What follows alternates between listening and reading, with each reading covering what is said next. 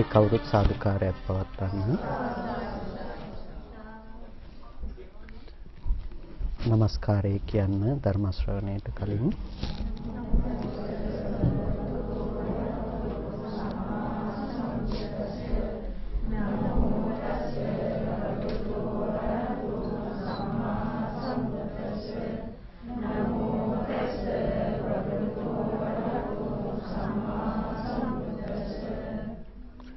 समन्त चक्रवालेषु अत्रा गच्छन्तु देवता सद्धम्मं मुनिराजस्स सुनन्तु सग्ग मोक्खदं धम्मස්සවන කාලෝ අයං බදන්තා ධම්මස්සවන කාලෝ අයං බදන්තා ධම්මස්සවන කාලෝ අයං බදන්තා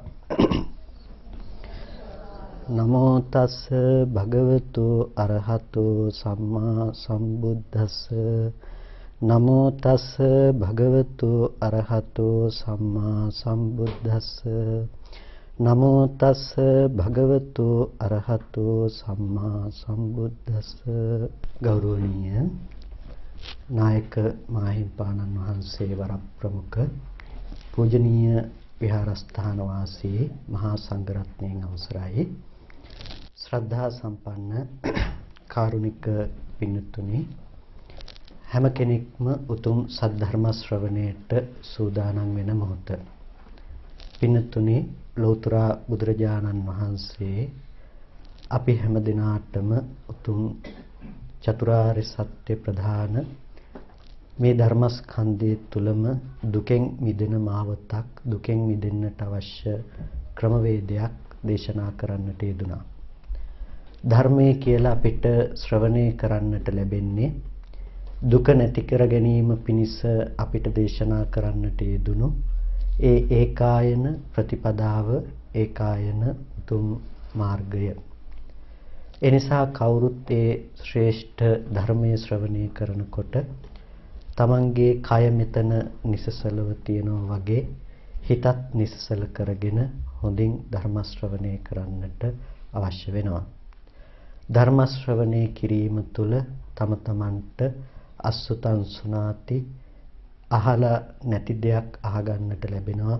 ඒ වගේම සුතං පරියෝදපේති, තමන් අහලා තියෙන කාරණාවන් තමන්ට හොඳින් තවදුරටත් පැහැදිලි කරගන්නට, තමන්ට හොඳට විසඳ ගන්නට පුළුවන්කම තියෙනවා.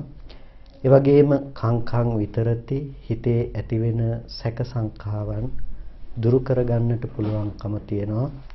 දිට්ඨින් උජුං කරෝති, සම්මා දිට්ඨිය ඍජු භාවයටපත් වෙනවා. ඒ වගේම චිත්ත මස්ස පසීදති, හිත ප්‍රසාදයටපත් වෙනවා ලෞතර බුදුරජාණන් වහන්සේගේ උතුම් සද්ධර්මයේ තුල. එනිසා අපිට ධර්ම ශ්‍රවණය කිරීම තුළ මේ පස් ආනිසංසයන් ලබන්නට පුළුවන්කම තියෙනවා. පින්තුනි, බුදුරජාණන් වහන්සේ නමක් මේ ලෝකෙට පහළ වෙන්නේ ඊටාම කලාතුරකින්. බුද්ධෝත්පාද කාලයක් සහ බුද්ධෝත්පාද කාලයක අපි ලබන මනුස්ස ජීවිතය පරම දුර්ලභ කාරණාවක්. එහෙනම් ඒ කාරණාවන් අද සම්පූර්ණ වෙලා තියෙනවා. ඊට අමතරව ශ්‍රද්ධා සම්පත්තිය වගේම ධර්ම ශ්‍රවණය කරන්නට අවශ්‍ය වටපිටාවත් තේරුම් ගන්නට අවශ්‍ය ක්ෂණ සම්පත්තියත් සම්පූර්ණ වෙලා තියෙනවා. මේ දුර්ලභ කාරණා ටික සම්පූර්ණ වුණ දවසේදී අපි කවුරුත් අප්‍රමාදී විය යුතුව පවතිනවා මේ උතුම් ධර්මය අවබෝධ කර ගැනීම සඳහා, තේරුම් ගැනීම සඳහා.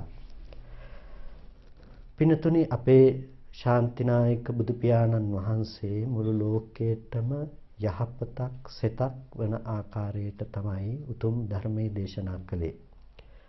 ඒක කුසලයේ තුල, පින තුල පටන් අරගෙන ලෝකෝත්තර මාර්ගඵල අධිගමයේ දක්වාම ඕනම කෙනෙකුට තමන්ගේ නුවණේ සහ ශක්තියේ ප්‍රමාණයට පිහිටක් ලබන්නට පුළුවන් වෙන විදිහට ධර්ම දේශනා කළා.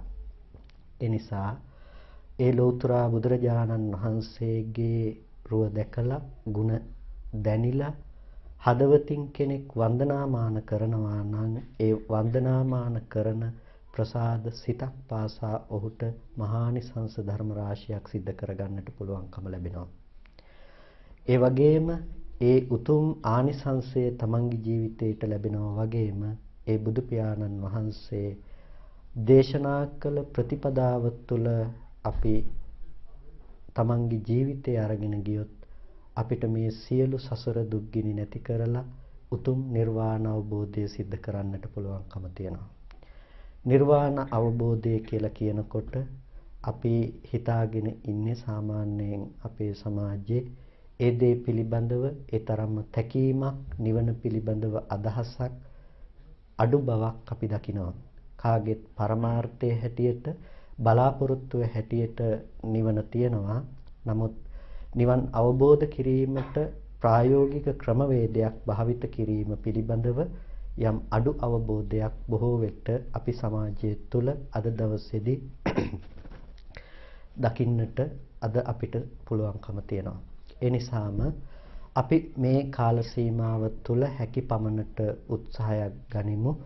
මේ උතුම් ධර්මය අපිට නිවන් දැකීම පිණිස භාග්‍යවත් බුදු පියාණන් වහන්සේ පෙන්වා වදාළ ඒ උතුම් දර්ශනය පැහැදිලි කර ගැනීම සඳහා පින්තුනි අපිට බුදුරජාණන් වහන්සේ ධර්මය පිළිබඳව දේශනා කරනකොට අපිට දේශනා කළේ ලෝක විශ්ය පිළිබඳව නැතිනම් පරිබාහිර ධර්මතාවයන් පිළිබඳව පැහැදිලි කරනවට වඩා අපි කාගිත් ජීවිතවල තියෙන යථාර්ථය පිළිබඳව තේරුම් ගැනීම.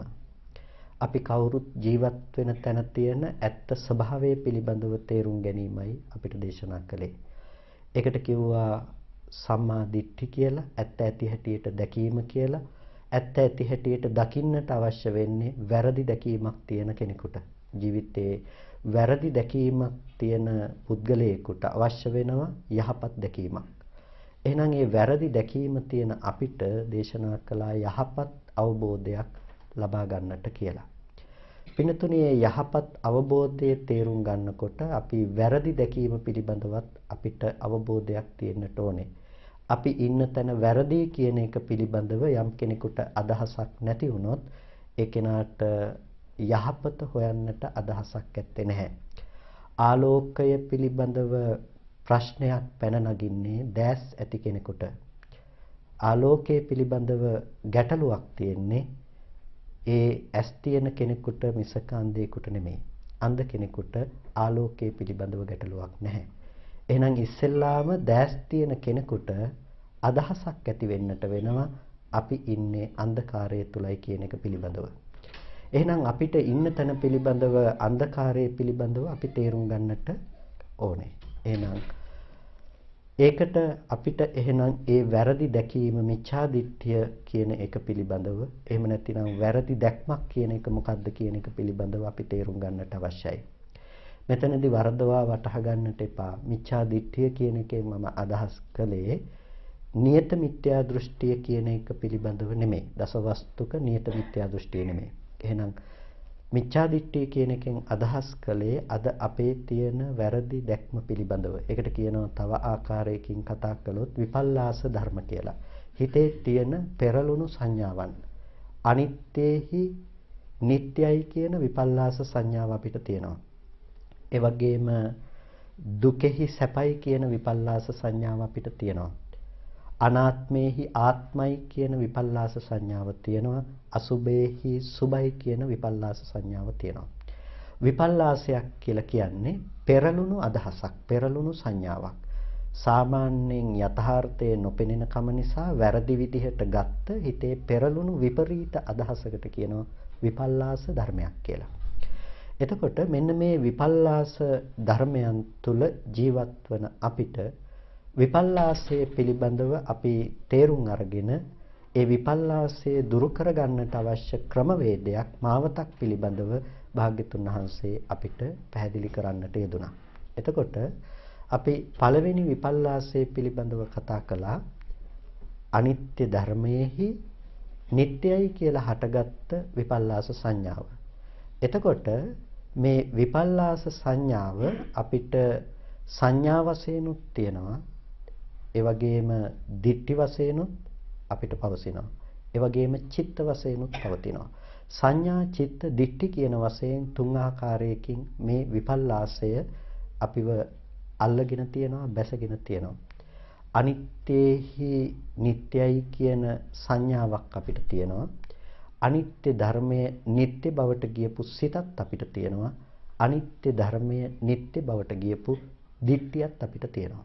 එතකොට සංඥා මාත්‍රයක් විදිහට අපිට තියෙනවා පෙර දැකගත් දේවල් නැවත දකින්නට පුළුවන් කියන හැඟීමක් අපි තුල තියෙනවා. ඒ කියන්නේ මේ මොකද්ද කියලා අහුවොත් ඔබ කවුරුත් මේක වටාපතක් කියන්නට හඳුනනවා.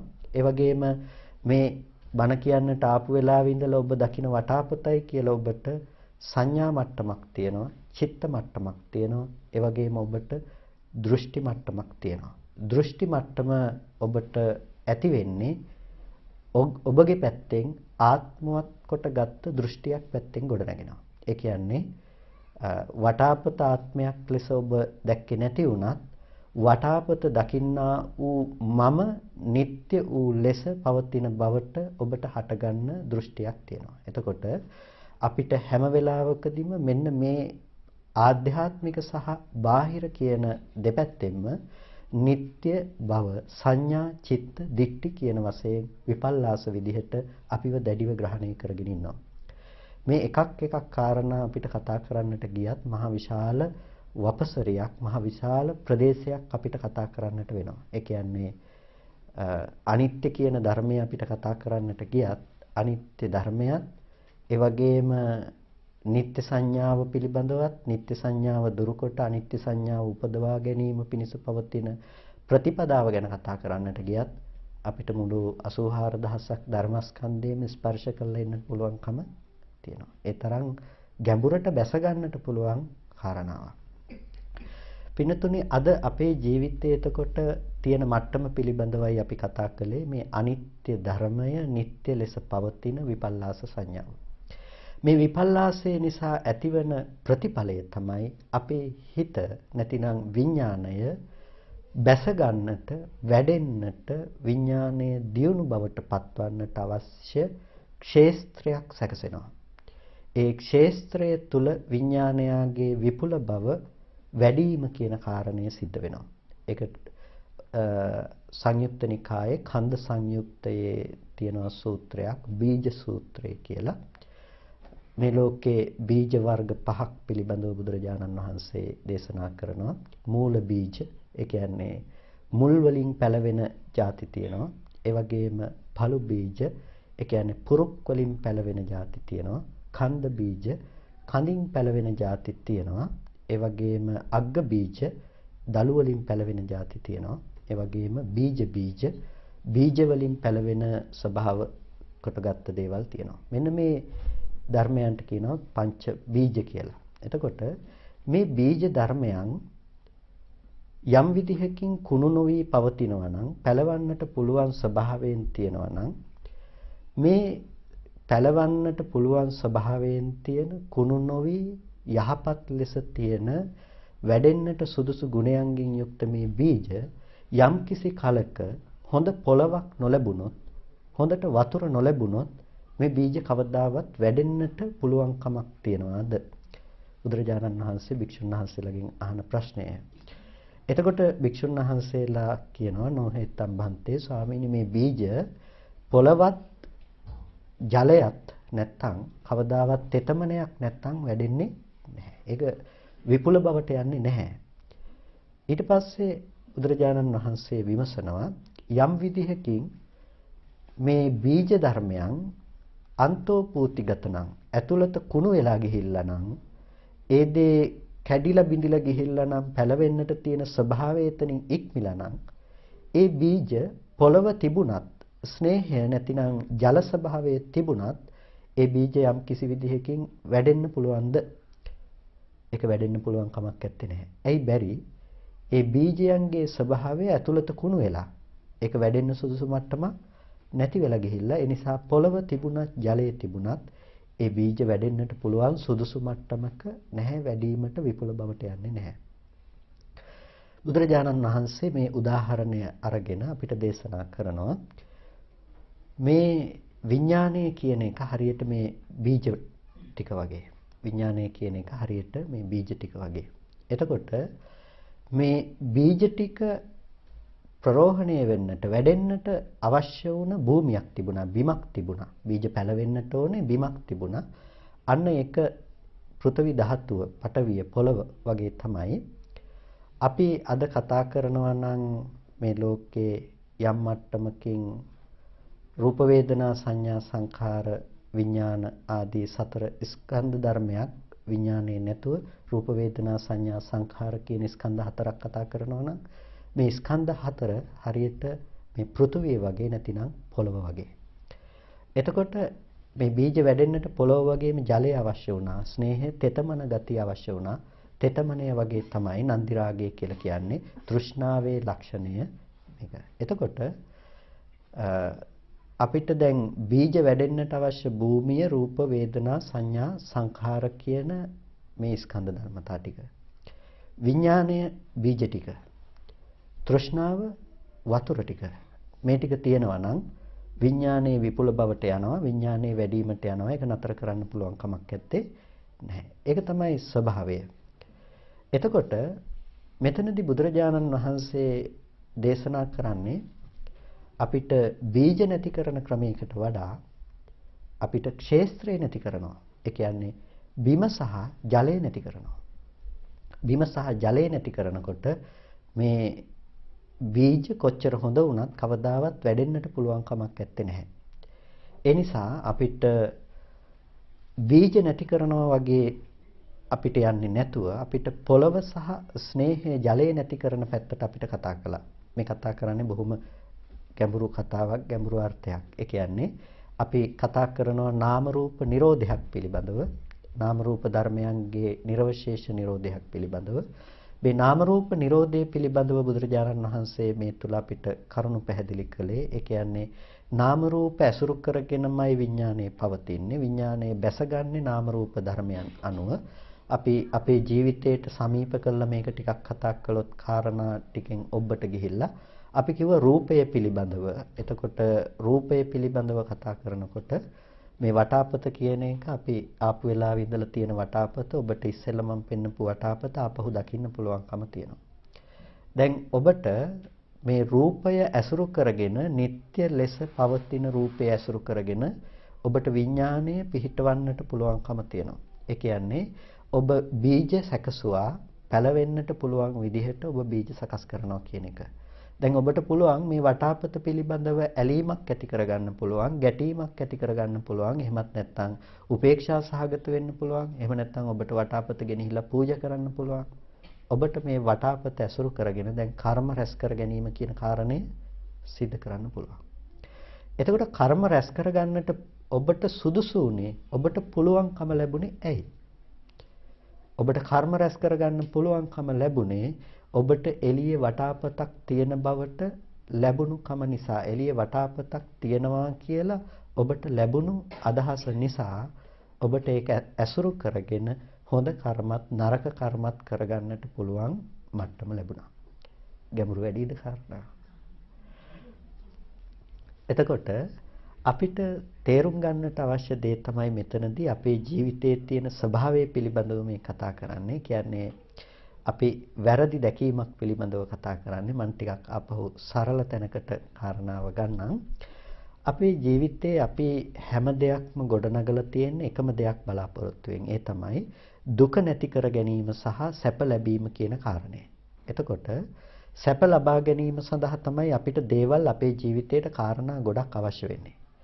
ඒ නිසා සැපය ඉලක්ක කරගෙන යන ගමනේදී අපි දකින්නට පුරුදු වෙලා තියෙනවා සැප ගෙනෙන රූප, ශබ්ද, ගන්ධ, රස, ස්පර්ශ. මේ ඔක්කොටම කියන රූප ධර්ම කියලානේ අපි කතා කරන්නේ. පේන රූප, ඇහෙන රූප, ගන්ධ සුවඳ විඳින ගන්ධ රූප, රස රූප සහ ස්පර්ශයට කියන පොට්ටබ්බ රූප කියලා. එතකොට අපි බලාපොරොත්තු වෙන්නේ සැප කියන දේ මෙන්න මේ දේවල් තුලින් දකින්නට. මේ දේවල් තුල පවතින දේ හැටියට දැකලා එහෙනම් අපිට ඒ සැපේ ලබා ගැනීම සඳහා කුමක්ද කළ යුතු වෙන්නේ? ඒ දේවල් හොයාගෙන ඒ දේවල් එක්ක යන්න ඕනේ. හැබැයි ආදීනමේ අපිට තියෙනවා. ඒක හරියට මම මෙහෙම කිව්වොත් අපි ආහාර ගන්නවා වගේ කියලා කිව්වොත්. ඒ කියන්නේ අපිට ඇත්තටම අවශ්‍ය ආහාරය නෙමෙයිනේ. කය පවත්වන්නට අවශ්‍ය බත් පාන් කව්පිමුන් යට නෙමෙයි. මොනවද ඕනේ? ඒ තුල ඇති ඕජාසාරය තමයි අපේ කයේ පැවැත්මට උපකාර වෙන්නේ. එතකොට ඒ ඕජාසාරය විතරයි අපිට ඕන වෙන්නේ. ඕජාසාරයේ ඍජුව ගන්න පුළුවන් කමක් නැත්තේ නැහැ. ඒ නිසා අපිට සිද්ධ වෙනවා අර ඝන ආහාර ද්‍රව්‍ය ටිකත් එක්කම ඇතුළට දාගන්න සිද්ධ වෙනවා. ආදීනවේ මොකද්ද? ඒ නිසා ඒ දේවල් දිරවන්න ඊට පස්සේ ඒ අසුබ දේ අපේ කය තුල පවත්වන්නට පිට කරන්නට අපිට ඒ දේවල් සිද්ධ වෙනවා. ඒකනේ ආදීනවේ අපිට. මේක කිව්වේ උදාහරණයකට අපේ ජීවිතයේ අන්න ඒ විදිහටම තමයි අපි යම් දෙයකින් අපි දකින දේ අපි ඒ තුල ලබා ගන්නට යනකොට ඒ තුලින් අපිට ලැබෙන ආදීනවේ ඊටමත් විශාලයි. ඒ කියන්නේ අපිට ඇත්තටම අවශ්‍ය සැප වේදනාව වෙන මොකක්වත් නෙමෙයි. අපේ ජීවිතේ අපි බලාපොරොත්තු වෙන එකම දේ සැප වේදනාව. ඔබ හිතනවා නම් ඔබ කැමති දරුවන්ට කියලා. ඔබ ඇත්තටම කැමති දරුවන්ට නෙමෙයි. ඒ දරුවා දකින්නකොට ඔබට ඇති වෙන සැප වේදනාවටයි ඔබ තණ්හා කරන්නේ. වෙන මොකටවත් නෙමෙයි. ඔබ හිතනවා නම් ගෙදරටයි ආස කියලා. ඔබ කැමති ගෙදරට නෙමෙයි. ඒ නිසා ඔබට ඇති වෙන සැප වේදනාවක් තියෙනවා නම් හිතට සෝමනස්සයක් හට ගන්නවා නම් අන්න ඒකටයි ඔබ කැමති. ඒකයි ඔබට අවශ්‍ය කරන්නේ. ඒක ගන්න පුළුවන් කමක් නැහැ. ඇයි ඔබ දකින්නේ ඒක තියෙන්නේ රූපේ කියලා. ඒ නිසා ඔබට සැප ලබන්නට ඕනේ නම් ඒ රූපය රැක ගන්නට ඔබට අවශ්‍ය වෙනවා. ඒ සැප වේදනාව ලබන්නට ඕනේ නම් ඒ රූපෙම ඔබට අවශ්‍ය වෙනවා. ඒ නිසා ඔබට ඒ රූපය රැක ගන්නට ඕනකම තියෙනවා. හැබැයි ඔබ යම් වෙලාවක ওই රූපේ සැප දකින්න නැත්නම් ඔබට ওই රූපය අවශ්‍ය වෙන්නේ නැහැ. එහෙමනේ. අපි ටිකක් පිළිගන්නට මැලි වෙයි. නමුත් යථාර්ථය ඒක තමයි. ඒ නිසා තමන් බොහොම ආදරෙන් හදන දරුවෝ පස්සේ කාලේ සමහර විට දෙමාපියන්ට එපා වෙච්ච අවස්ථා නැද්ද? තියෙනවා. දරුකම වෙනස් වෙලාද ආදරේ වෙනස් වෙලාද පොඩි කාලේ තිබුණ? නෑ ඒ කාලේ ආදරෙන් තමයි හැදුවේ. හැබැයි පස්සේ කාලේ පේන්න බැරි වෙලා නැද්ද? තියෙනවා. එතකොට මොකද්ද වෙලා තියෙන්නේ? හිත වෙනස් වෙලා. රූපය සැපයි කොට දකින්න හිත වෙනස් වෙලා. දැන් ඒ රූපේ දකින්නකොට තවත් සැපද? නෑ දැන් දුක් වේදනාවක් දෝමනස්සයක් තමයි ඇති වෙන්නේ. දැන් හිතනවා දෝමනස්සේ තියෙන්නේ අර ගැටෙනකම තියෙන්නේ කොහේ කියලාද? දැන් හිතනවා දැන් ඒක තියෙන්නේ රූපේ කියලා. කලින් හිතුවා ඇලෙනකම තියෙන්නේ රූපේ කියලා. ඒ නිසා Tamanට සතුට ඇති කර ගැනීම සඳහා රූපය අවශ්‍ය වුණා. දැන් දකිනවා ගැටෙනකම තියෙන්නේ රූපේ කියලා. ඒ නිසා ඒ රූපේ දුරු කරගන්නට අවශ්‍ය දේවල් දැන් ක්‍රියාත්මක කරනවා, සිද්ධ කරනවා. පින්තුනි දැන් අපිට ඇත්තටම රූපේ ස්වභාවය උනේ මොකද්ද? රූපයේ ස්වභාවයේ බවට පත් උනේ අනාත්ම ධර්මතාවයක් කියන එක. ඒ තුල තිබුණේ නැහැ සත්ව පුද්ගල ආත්ම භාවයක්.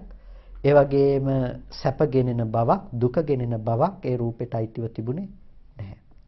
ඔකට මම නිතර මතක් කරන දෙයක් එක විශ්වවිද්‍යාලයකින් සමාජ විද්‍යා පරීක්ෂණයක් කරනවා. එක පුද්ගලයෙක්ගේ රූපයක් පෙන්නලා ඒ පුද්ගලයාගේ ෆොටෝ එක රූපේ පෙන්නලා කියනවා මේ ලෝකේ ඉන්න මහ නරකම මහ නපුරුම මිනිස්සෙක්. මෙච්චර නපුරු වැඩ මෙච්චර නරක වැඩ මේ කෙනා කරලා තියෙනවා. ඔයගොල්ලන්ට මොකද්ද රූපේ දැක්කාම හිතෙන්නේ කියලා. අර ඉන්න ළමයි කණ්ඩායම කියනවා මේ විදිහට මූණ තියෙන්නේ මේ විදිහට ඇහිබැම මේ විදිහට හැඩතල තියෙන්නේ මහ නරක ඒ විදිහේ මහ භයානක නපුරු මිනිස්සුන්ගේ කියලා.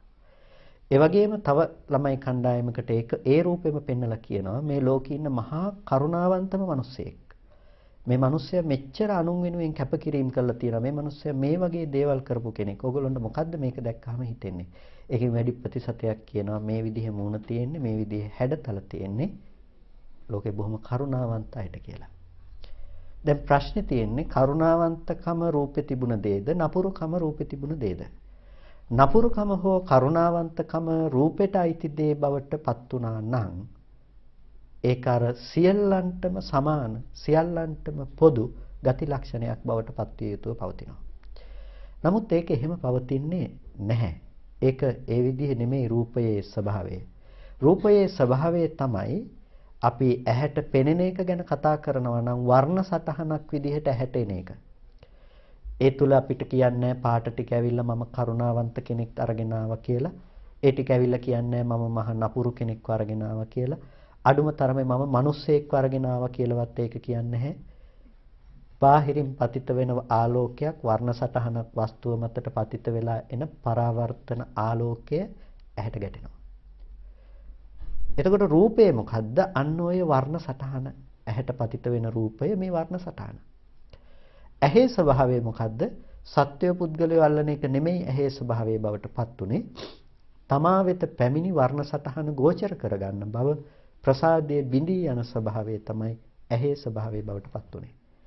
දැන් ඔන්න ඇස සහ රූපය කියන ධර්මතාවයේ තියෙන සත්‍ය වූම යථාර්ථ වූම ස්වභාවය තමයි ඒක. ඒක කවදාවත් අපිට දකින්න පුළුවන් කමක් නැත්තේ නෑ සත්පුද්ගල ආත්ම භාවයක් කියන එක. පාට ටිකක් සහ පාට ටික අනුව බිඳී යන චක්කු ප්‍රසාදයක් ඇස සහ රූපය. දැන් මෙන්න මේ ඇස සහ රූපය එකට එකතු වෙන මොහොතේ මෙතනට හිතත් යොමු වුණාට පස්සේ ඒ අනුව ස්පර්ශය ඇති වෙලා වේදනා සංඥා චේතනාවන් ඇති වෙලා අපි ප්‍රපංච කරන තැනට ආවහම අන්න එතනදී අපිට ගේනවා මොකක් කියලාද? එළියේ තියනවා නිත්‍ය වටාපත කියලා රූපයක්. අපි දන්න, අපි හඳුනන වටාපත කියලා රූපයක්. දැන් මම ඔබෙන් මේ මොකද්ද කියලා අහනකොටම ඔබ කියන්නේ මේ පේන්නේ වටාපත කියලා. පින්නතුනි ඇත්තටම වටාපත පෙනුනද? එහෙම නැතිනම් වටාපත දැනගත්තද?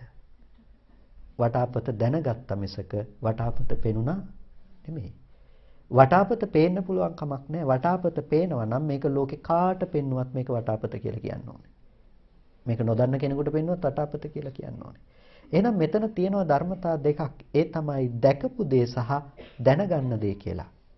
ඒ දැනගන්න දේ කෙනකෙනා දැනගන්නේ කෙනකෙනා තුල උපදවාගෙන රැස් කරගෙන තියාගත්ත දෙයක් මිසක එළියේ තියෙන එක නෙමෙයි. මම ඕගොල්ලන්ට වස ගේන්නට කියලා කිව්වොත් ඕගොල්ලෝ ගිහිල්ලා විසක් අරගෙන මෙතන ජර්මන් ජාතිකයෙක් හිටියොත් එයා ගිහිල්ලා වතුර අරගෙන එනවා. ඒ ජර්මන් භාෂාවෙන් වස කියලා කියන්නේ වතුර වලට. එතකොට මම කියලා තියෙන වස අපිට වස කියලා කියනවා වැලට, රෙදි වදින වැලටත් වස කියලා කියනවා. මම කියලා තියෙන්නේ ඒ වස ගැන. දැන් එතකොට මෙහෙන් වස කියන શબ્දය ඇහෙනකොට ඕගොල්ලෝගේ කන ළඟට එනකොට විසක් බවට පත් වෙලා ජර්මන් ජාතිකයගේ කන ළඟට යනකොට වතුර බවට පත් වෙලා ගියාද? නෑ. ඒක සමාන විදිහටම શબ્දය ඇහුණා. ශබ්දය සමාන විදිහටම ඇහෙන තැනකදී අපිට තිබුණේ මොකද්ද? ශබ්දයේ ආරම්භය අපි දැනගත්තේ කෙනකෙනා රැස් කරගෙන ඉන්න සීමාව තුළ තිබුණ දේ. හැබැයි අපි ඔක්කොම හිතුවේ අපි දැනගත්තේ මම කියපු වස පිළිබඳව කියලා. අපි දැනගත්තේ ශබ්දයේ පිළිබඳව කියලා අපි හිතන්නේ. හැබැයි ශබ්දයේ පිළිබඳව දැනගන්නවා කියලා අපි දැනගෙන තියෙන්නේ ශබ්දයේ ආරම්භය සංස්කරණය කරගත්ත දේ තමයි අපි දැනගෙන තියෙන්නේ. එතකොට දැන් අපි කැමති වෙනවා නම් කැමති වෙන්නේ අපි සැප වේදනා වශයෙන් දුක් වේදනා වශයෙන් රැස් කරගන්නේ අන්න ඔය විදිහට සංස්කරණය කරගත්ත දෙයට. ඒ නිසා තමයි ලෝකේ එකම ශබ්දය කාටත් ප්‍රිය නොවෙන්නේ. එකම ගීතය අහන්න ලෝකේ ඔක්කොම කැමති නැහැනේ. සමහර අය කැමතියි, සමහර අය අකමැතියි. සමහර විට ඔබටම අත්දැකීම් ඇති කාලයක් අහන්නට ප්‍රිය වුණ ගීතයක් පසුව ඊටාම අප්‍රිය බවට පත් වෙනවා. අපි හිතන්නේ ගීතය මිහිරි කියලා. පින්නතුනි ශබ්දයේ තුල තිබුණා නම් මිහිරි බව ඒක අපිට පස්සේ අමිහිරි වෙන්න බෑ. එහෙනම් ඒක මිහිරි ලෙස හෝ අමිහිරි ලෙස පත් කර ගැනීමේ හැකියාව තිබුණේ කෙනකෙනාගේ මට්ටම තුල, මානසික මට්ටම තුල. ඒ නිසා තමයි අපිට කතා කළේ මේ සංකල්පමය වශයෙන්ුයි අපි මේ රූපයත් එක්ක ගනුදෙනු කරන්නේ. නතේ කාමායානි චිත්‍රානි ලෝකේ සංකප්ප රාගෝ පුරිසස්ස කාමෝ. මේ ලෝකේ කාමය කියලා දේශනා කළේ කාමය ඇති කරගන්න බව පෙන්වුවේ චිත්‍රයට නෙමෙයි. කෙනකෙනාගේ සංකල්පමය දෙයටයි කෙනකෙනා කාමය ඇති කරගන්නේ. ඒ කියන්නේ සංකල්පමය දෙයට කියලා කියන්නේ අපි හිතේ ඇති කරගත්ත හිතේ සංකල්පමය අර සකස් කරගත්ත දෙයට තමයි අපි කැමති වෙද්දී තියෙන්නේ.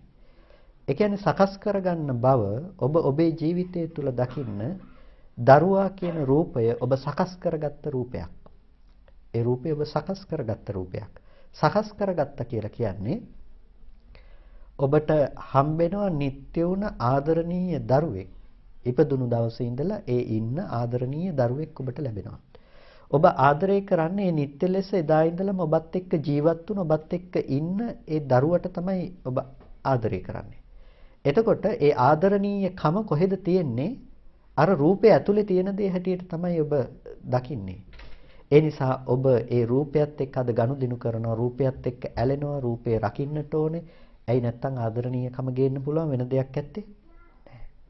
ඒ නිසා ඔබට රූපය හා සම්බන්ධ වෙච්චි ගොඩාක් වගකීම්, ගොඩක් යුතුයකම්, ආදරණීය බැඳීමක් අද තියෙනවා.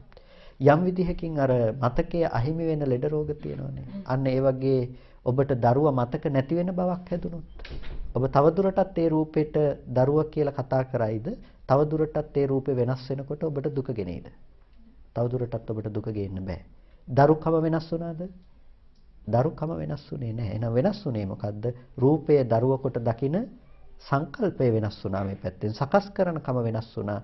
එහෙනම් සකස් කරන කම වෙනස් වුණ ගමන් ඒක නැති වෙච්ච ගමන් ඔබට ඒක කොච්චර නැති වෙලා ගියත් මොන දුකක් වින්දත් ඔබට දරුව නැති වෙන දුක ගෙනෙන්න බැරි වුණා. එහෙනම් දැන් මෙතන තියෙන ලොකුම ගැටලුව තමයි අපි සකස් කරගත්ත දෙයට ආස කරන කම. සකස් කරගත්ත දෙයට ආස කරන කම. ඒ නිසා දැන් අපේ විඥානයේ වැඩිවීමට යන බව අපි ඉස්සෙල්ලා කතා කළා. කොහෙද විඥානයේ වැඩිවීමට යන්නේ? රූපය තුල විඥානයේ වැඩිවීමට යනවා. අද ඒ ඔස්සේම අපි කතා කළොත් එතනින් ලැබෙන වේදනාව පිළිබඳව අපි ඇලෙනවා. වේදනාව පිළිබඳව අපි රැස් කරගන්නවා. ඒ තුල විඥානයේ වැඩිවීමට යනවා. අපි දරුවා කරගත්ත හැම දරුවටම අපිට මගේ කියලා ඇති වෙන සංඥා නැහැනේ. අපි රැස් කරගත්ත සංඥා ටිකක් තියෙනවා. ඒ හැඩතල ඒ සටහන් මාත්‍ර විදිහට තමයි අපි දරුවා කියන ටික ඉදිරිපත් වෙන්නට ඕනේ. ඒක අපේ දරුවම වෙන්නට ඕනේ වෙන කෙනෙකුට උනත් අපිට ඒ විදිහට පෙනී හිටියොත් අපි දරුවා කියලා කතා කරනවම තමයි. එහෙමනේ. යම් විදිහකින් රූප ප්‍රතිනිර්මාණය කරන්න පුළුවන් කෙනෙක්. එහෙම නැතිනම් දෙවියෙක් කියන්නකෝ රූප මවා ගන්න පුළුවන් කියලා. එයා ඒ විදිහට රූපය සකස් කරගත්තොත් අපි දරුවා කියලා රැවටෙන්නේ නැද්ද?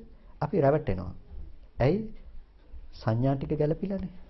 එච්චරයි අවශ්‍ය වෙන මොකක්වත් අවශ්‍ය නැහැ. දරුවා වීමේ අවශ්‍යතාවයක් නැහැ අපි රැවටෙන්න. එතකොට අපි සංඥාවට ආස කරනවා. සංඥාවට බැස ගන්නවා. ඊට පස්සේ අපි මේ ඔක්කොම එකතු කරලා හදාගත්ත විශේෂිතම දේ තමයි සකස් කරගත්ත සංස්කරණ ලක්ෂණය. සංස්කාරය කියන එක. සංස්කාරය කියන මාතෘකාව මහ විශාල ගැඹුරු ප්‍රදේශයක කතා කරන මාතෘකාවක්. විතක කෙලෙස් සහිත කතා කරනවා, විතක කෙලෙස් රහිතව කතා කරනවා. මම පොදුවේ අරගෙන මේ ටික මතක් කරන්නම්. සංස්කාරයේ තියෙන ප්‍රධානම ලක්ෂණය තමයි මේ ඔක්කොම සකස් කරලා දෙන ස්වභාවය. ඒ කියන්නේ මම කිව්වොත් කන්වර්ට් එකක් වගේ. අවශ්‍ය විදිහට කොහොමද සකස් කරලා තියෙන්නේ? අපි ඒ විදිහට අපිට එන අනිත් ධර්මතා ටික අපිට සකස් කරලා ගෙනල්ලා දෙනවා. කාම භූමිය අනුව ගියපු ටිකක් විදිහට නම් අපිට තියෙන්නේ. අන්න ඒ විදිහට අපිට පුළුවන් සකස් කරලා දෙන්න. ඇහැට පේන ටික ඔක්කොම ඒ අනුව සකස් කරලා දෙනවා. රූප භූමිය අනුව නම් ගිහිල්ලා තියෙන්නේ. ඒ අනුව සකස් කරලා දෙනවා. අරූප භූමිය අනුව නම් ගිහිල්ලා තියෙන්නේ. ඒ අනුව සකස් කරලා දෙනවා. අපරියාපන්නේ අනුව නම් ගිහිල්ලා තියෙන්නේ. යථාර්ථයේ පෙන්වන නුවණ අනුව එතන යථාර්ථයේ පෙන්වනවා. ඒ නිසා ප්‍රධානම දේ බවට ප්‍රධානම කාරණය सिद्ध කරන්නේ මොකද්ද? සංස්කාරය කියන මේ දෙයින් තමයි ප්‍රධානම දේ බවට පත් වෙන්නේ. මොකද මේ සියල්ලක්ම සකස් කරන දේ सिद्ध කරන තැන සංස්කරණ ලක්ෂණය සංස්කාරය. මේක මතක් කළේ පොදු කාරණාවක් හැටියට. නැතිනම් සංස්කාරය කියන එක විපාකසිතේ යෙදෙන සංස්කාරයක් තියෙනවා. ක්‍රියාසිතේ යෙදෙන සංස්කාරයක් තියෙනවා. ප්‍රතිසන්දි අවස්ථාවේ යෙදෙන සංස්කාරයක් තියෙනවා. ප්‍රවෘත්තියේ යෙදෙන සංස්කාරයක් තියෙනවා. එතකොට උත්පාදයේ යෙදෙන සංස්කාරයක් තියෙනවා. නිමිත්තේ යෙදෙන සංස්කාරයක් තියෙනවා. ගතියේ යෙදෙන සංස්කාරයක් තියෙනවා. ඨිතියේ යෙදෙන සංස්කාරයක් තියෙනවා. මේ ඔක්කොම කතා කරන්න වෙනවානේ. නමුත් දැනට ඒ ටික අමතක කරන්නකො. පොදු ලක්ෂණය තමයි සකස් කරලා දෙන කම. ඒ කියන්නේ සරල විදිහටම කිව්වොත් මේක වටාපත කරලා අර දකින දෙයි හිතන දෙයි ඔක්කොම එකතු කරලා නැවත සකස් කරලා ඔබට දෙන කම ප්‍රධාන වශයෙන්ම සංස්කාරයේ සංස්කරණ ලක්ෂණය නිසා ගෙනලා දෙන දේ. එයා සකස් කරගත්ත දේ විඳින කම තමයි විඥානයේ ලක්ෂණය. මෙයා මොන විදිහටද සකස් කරලා දෙන්නේ? විඥානයේ ස්වභාවය තමයි දැනගන්නේ සකස් කරලා දෙන ස්වභාවය. ඒ නිසා මේක හොඳයි කියලා දුන්නොත් හොඳ දේ විඥාණයෙන් දැනගන්නවා. නරකයි කියලා දුන්නොත් අනිෂ්ට බව විඥාණයෙන් දැනගන්නවා. එතකොට එයා එක පැත්තක සතුට වෙනකොට අනිත් පැත්තේ ගැටෙනවා, දුක් වෙනවා. එතකොට මෙන්න මේක තමයි පින්නතුනේ ලෝකේ ස්වභාවය අපේ ජීවිතයේ සම්පූර්ණම ගොඩනගලා තියෙන්නේ අන්න ඔය දේ යථාර්ථය අවබෝධ නොකරගෙන ඔය දේ තේරුම් නොගෙන ඇති දේ මත සම්පූර්ණම ගොඩනගලා තියෙනවා. ඇති දේ මත කියලා කියන්නේ අපි අර මුලින් කතා කළා වගේ නිත්‍ය සංඥාව පදනම් කරගෙන අපිට අද හිතන්න කරන්න හැසිරෙන්න ලෝකේ ගොඩාක් දේවල් තියෙනවා. එතකොට ඒ ලෝකේ ගොඩාක් දේවල් තියෙන නිසා ඔබට ආත්ම සංඥාව ඒ හැම තැනකම ඇසුරු කරනවා. නිත්‍ය සංඥාව ඒ හැම තැනකම ඇසුරු කරනවා. සාරවත්කම ඒ හැම තැනකම ඇසුරු කරනවා. ඇයි ඔබ අනිත්‍ය දැක්කේ නැහැ? අනිත්‍ය දැක්කේ නැති නිසා ඊළඟට ඔබට ඇති වෙන ඵලය තමයි ඒක එළිය ඇති බවට හම්බෙනවා. ඇති බවට හම්බෙනකම ඔබට ලැබුණා නම් ඔබ ඒක විනිශ්චය කරනවාමයි. විනිශ්චය කරනවා කියලා කියන්නේ ඒක සැප වේදනාව ගේන දෙයක්ද දුක් වේදනාව ගේන දෙයක්ද ඒක වටින දෙයක්ද නොවටින දෙයක්ද කියලා ඔබ විනිශ්චය කරනවා. විනිශ්චය කළාට පස්සේ ඔබට නන්දි රාගයේ තණ්හාව ඒකට බැස ගන්නවා. විනිශ්චය කරපු දෙයට ඔබට ඒ දේ අවශ්‍ය වෙනවා. වටින දෙයක් නම් ඔබ ළඟට ලං කර ගන්නවා. නොවටින දෙයක් නම් ඔබ ඒක ඉවත් කරනවා. එතකොට ඔබට මැණික් ගල සහ මැණික් ගලක තියෙන ෆොටෝ එක අතර පැහැදිලි වෙනසක් ඔබට පෙන්වලා තියෙනවා. වර්ණ සටහනනේ දෙකම පාට ටිකනේ. හැබැයි පාට ටික කියලා අපි නිකන් ඉන්නේ නැහනේ. අපි කියනවා මැණික් ගල වටිනවා කියලා ෆොටෝ එක වටින්නේ නැහැ කියලා. ඇත්තටම වටින්නේ මැණික් ගලද ෆොටෝ එකද? මේ දෙකටම කිසිම වටිනකමක් තිබුණේ නැහැ. ඇයි වටිනකමක් තිබුණේ නැහැ කියලා කියන්නේ? සම්මුතිය තුල අපි කතා කරන්න පුළුවන් වටිනකම. හැබැයි පරමාර්ථ ධර්මයට සාපේක්ෂව වටිනකම හදලා දෙනකම තියෙන්නේ Tamange පැත්තේනේ. වටිනකම හදලා දෙනකම තියෙන්නේ Tamange පැත්තේ. සමහර විට පොඩි ළමෙක් ඕකේ වටිනකම දන්නේ තේරුම් ගන්නේ නැහැ. එතකොට එයාට වටිනවා සමහර විට ෆොටෝ එක මැණික් ගලට වඩා. මැණික් ගලම වටිනවා නම් කාටත් ඒක සමානව වටින්නේ බෑනේ. එක සමාන වෙන්න ඕනේ. එහෙම සමාන වෙන්නේ නෑ. කෙනෙකුගේ අනුව ඒක වෙනස් වෙනවා. පින්නතුනේ ওই ලෝකේ වටිනකම දකින කම අපි ළඟ තියෙනකම් අපි ලෝකෙට නැඹුරු වෙලා ලෝකේ දේවල් හොයනවමයි. ඒක නතර වෙන්නේ නෑ. ලෝකේ දේවල් හොයනකම් අපිට සිද්ධ වෙනවා ලෝකෙට 16ක් වගේ වැඩ කරන්න. ඒ දේ හොයන්න, ඒ දේවල් සකසන්න, ඒ වටිනකම ඇති දේවල් තියෙනකොට අපි නැති වෙනවා එක්කෝ අපි ඉන්නකොට වටිනාකම් තියෙන දේවල් නැති වෙලා යනවා. කොහෙන් ගියත් දුකකින් කෙලවර වෙන විදිහේ මහා ආදීනව කන්දක් අපිට උරුමයි. ඒකත් මෙතනින් නැති වෙලා විතරක් නතර වෙන්නේ නැහැ. ඒකට තණ්හාවෙන් ඉඳලා ඒ ලෝභය නිසා අපිට පුළුවන් සතර අපාගත වෙන මට්ටමට කර්මපත සකස් කරන්නත් පුළුවන්. ඒ නිසා ආදීනවේ ගොඩයි ආස්වාදයේ ඊටම ටිකයි. ඔක මම කියන්නේ අර රත්තරන් මාලෙක ලැබෙන සතුට කියලා මම ගොඩක් වෙලාවට මතක් කරලා තියෙනවා. නිතරම අහන අය නම් ගොඩක් අහලා ඇති උදාහරණේ.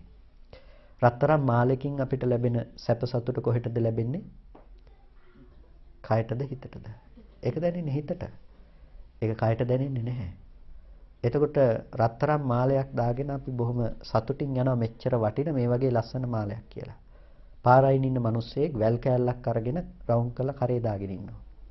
අපි මේ මිනිස්සයාට කියනවා පිස්සෙක් කියලා. ඇයි? කිසිම වටිනකමක් නැති මාලයක් අරගෙන කරේ දාගත්තා. අපි මේ මිනිස්සයාට ඒක නිසා පිස්සෙක් කියලා කියනවා. පින්නතුනේ අපේ එයාගේ දෙන්නම ඉන්නේ එකම මානසික මට්ටමේ. එක පුංචි වෙනසයි තියෙන්නේ. දෙන්නම ඉන්නේ එකම මානසික මට්ටමේ එක පුංචි වෙනසයි තියෙන්නේ. මොකක්ද වෙනස? අපි සමාජ සම්මතයට එකඟයි, එයා සමාජ සම්මතයට එකඟ නැහැ. එච්චරයි වෙනස.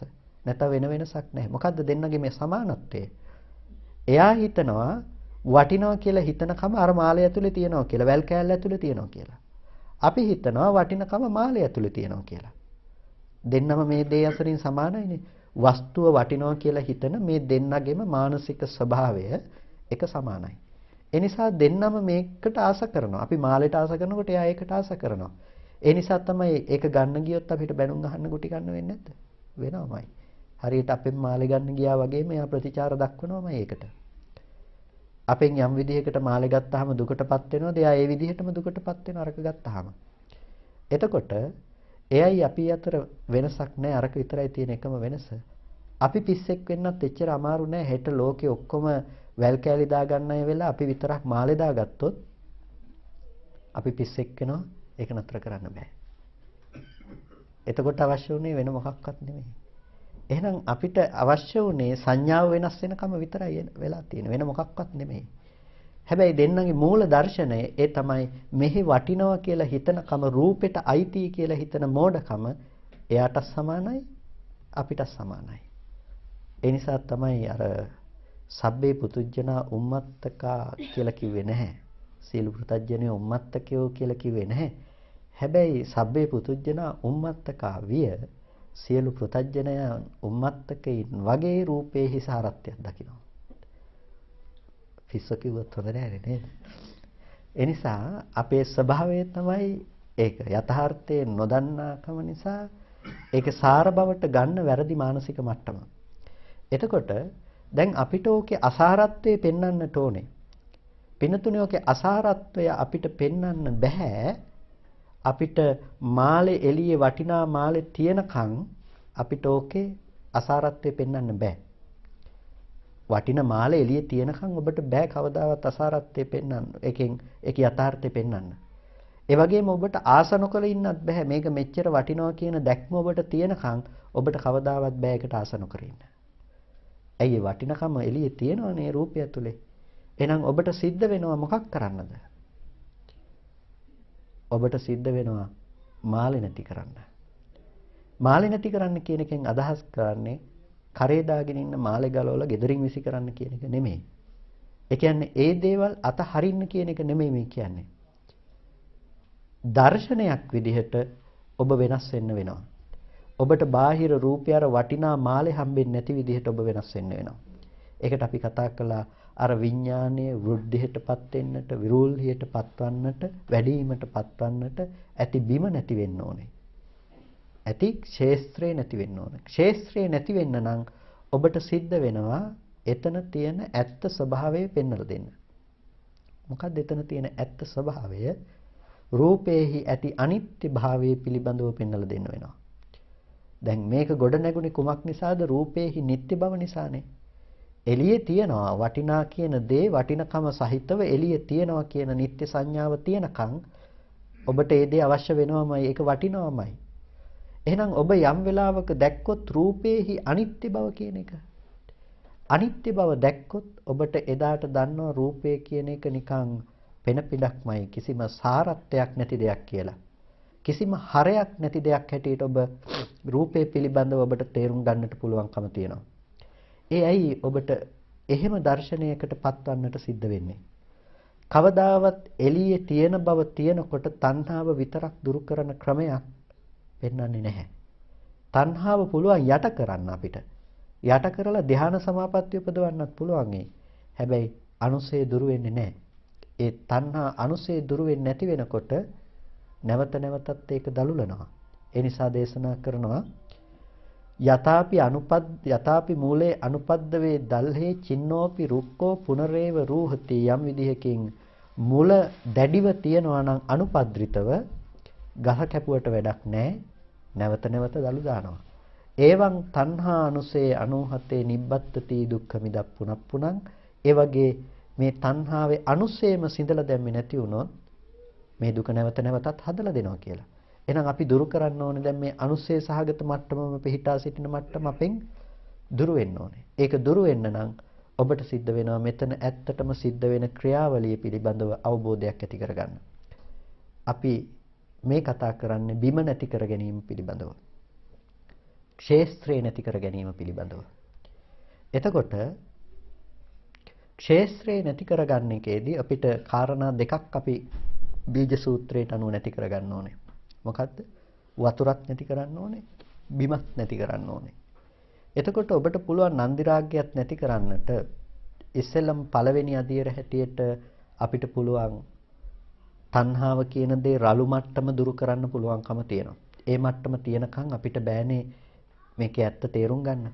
අපිට දැඩි වශයෙන්ම ඇලීම් බැඳීම් ලෝකෙට ඕනවට වඩා වටිනකමක් දීලා තියෙනවා නම් අපිට බෑ මේක තේරුම් ගන්න. එහෙනම් ඉස්සෙල්ලාම සිද්ධ වෙන්න ඕන දේ තමයි එතන තියෙන නිස්සාරත්වය කියන දේ තේරුම් ගැනීම. කාමයේහි ඇති නිස්සාර ස්වභාවය ආදීනවේ වැඩිකම පිළිබඳව තේරුම් ගැනීම. ඒ කියන්නේ මේ දේ නිකන් බොරුවක් කියන එක පිළිබඳව අපි තේරුම් ගන්න ඉස්සෙල්ලාම අවශ්‍ය වෙනවා. ඒ දේ තේරුම් ගත්ත කෙනාට නිස්සරණයක් අවශ්‍ය වෙනවා. ඒ දේ නික්මෙන්න ඕනේ. ඒ දේ ඉවත් කරන්න ඕනේ යාගේ ජීවිතෙන්. එතකොට අන්න ඒ කෙනාට තමයි මේ දර්ශනය ප්‍රයෝජනවත් වෙන්නේ. එතන නිස්සාරත්වයේ තේරුම් ගන්න ගියාට පස්සේ. නිස්සාරත්වයේ තේරුම් ගන්න යනකොට යාට පේනවා එතන රූපයේ ස්වභාවය තමයි හටගෙන අහුත්වා සම්භූතං හුත්වා නභවිස්සති. පෙර නොතිබීම හටගෙන ඉතුරු නැතුව නැති වෙන ධර්මයක් බවට පත් වුණා. රූපයේ ස්වභාවය පෙර නොතිබීම හටගත ඉතුරු නැතුව නැති වෙනවා. එතකොට හටගෙන ඉතුරු නැතුව නැති වෙනවා කියලා කිව්වේ අපිට ඇයි පෙර නොතිබීම හට ගන්නවා කියලා කිව්වේ? කලින් තිබිලා නෙමෙයි මේක හැදෙන්නේ. කලින් තිබිලා නෙමෙයි මේක සකස් වෙන්නේ. ඒ කියන්නේ මේ පාට ටිකක් ඇහැට එන්නේ කලින් ඉඳලා තිබිලා නෙමෙයිනේ. අපි දන්නවනේ මේ අලුත්ෙන් මේකට වර්ණ සටහනක් ආවොත් අලුත්ෙන් පරාවර්තනය වීම මේ මොහොතේ සිද්ධ වෙන්නේ. ගිය තප්පරේ ආපු පාට ටික මේ තප්පරේ එන්න පුළුවන් දායි. ඒකේ ඉන්න බෑ. ඒක පෙර නොතිබීමයි එන්නේ. ඉතුරු නැතුව නැති වෙනවා. ඒ වර්ණ සටහන ඒ මොහොතේම හටගෙන නිරුද්ධ වෙනවා. එතකොට ඔබට හිතෙයි කොහොමද මේ එකම දෙයක් පේන්නේ කියලා. පිනතුනේ ඇහි ස්වභාවය තමයි චක්කු ප්‍රසාදයේ බිඳී යන ස්වභාවය. ඒ කියන්නේ ඒක හරියට ෆොටෝ එකක් ගන්නවා වගේ දෙයක්. අර පරණ කැමරාවල රීල් එකක් දාලා ෆොටෝ එකක් ගන්න කැමරාව දන්නව ඇතිනේ.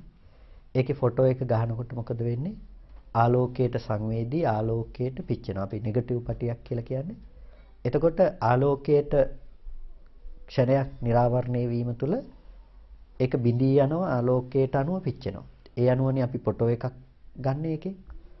එතකොට ෆොටෝ එකක් කියන එක තුළ තිබුණේ අර විදිහට බිඳී ගියපු ස්වභාවයක්, පිච්චෙන ස්වභාවයක්. ප්‍රසාදයේ ස්වභාවය තමයි චක්කු ප්‍රසාදයේ ස්වභාවය අර ආලෝකයට පිච්චෙනකම. ආලෝකයට බිඳී යන ස්වභාවය. එතකොට ඇහෙන් සිද්ධ කරගන්නේ හරියටම ෆොටෝ එකක් ගන්නවා වගේ දෙයක්. ඒක ආය එක දිගට වෙන දෙයක් සිද්ධියක් නෙමෙයි. එක ෆොටෝ එකයි එක පාරකට පුළුවන්. එක රීල් එකෙන් ෆොටෝ ගොඩක් ගන්න බෑනේ. එක නෙගටිව් පැටි එකයි පුළුවන්. එතකොට ඒක ආයෙ කරන්න පුළුවන් කමක් නැත්තේ නැහැ. ඒ වගේම තමයි එක ඇහැට රූප ගොඩක් දකින්න බෑ. එක වර්ණ සටහන් මාත්‍රයයි, එක චිත්‍රයයි ඒකට පුළුවන්.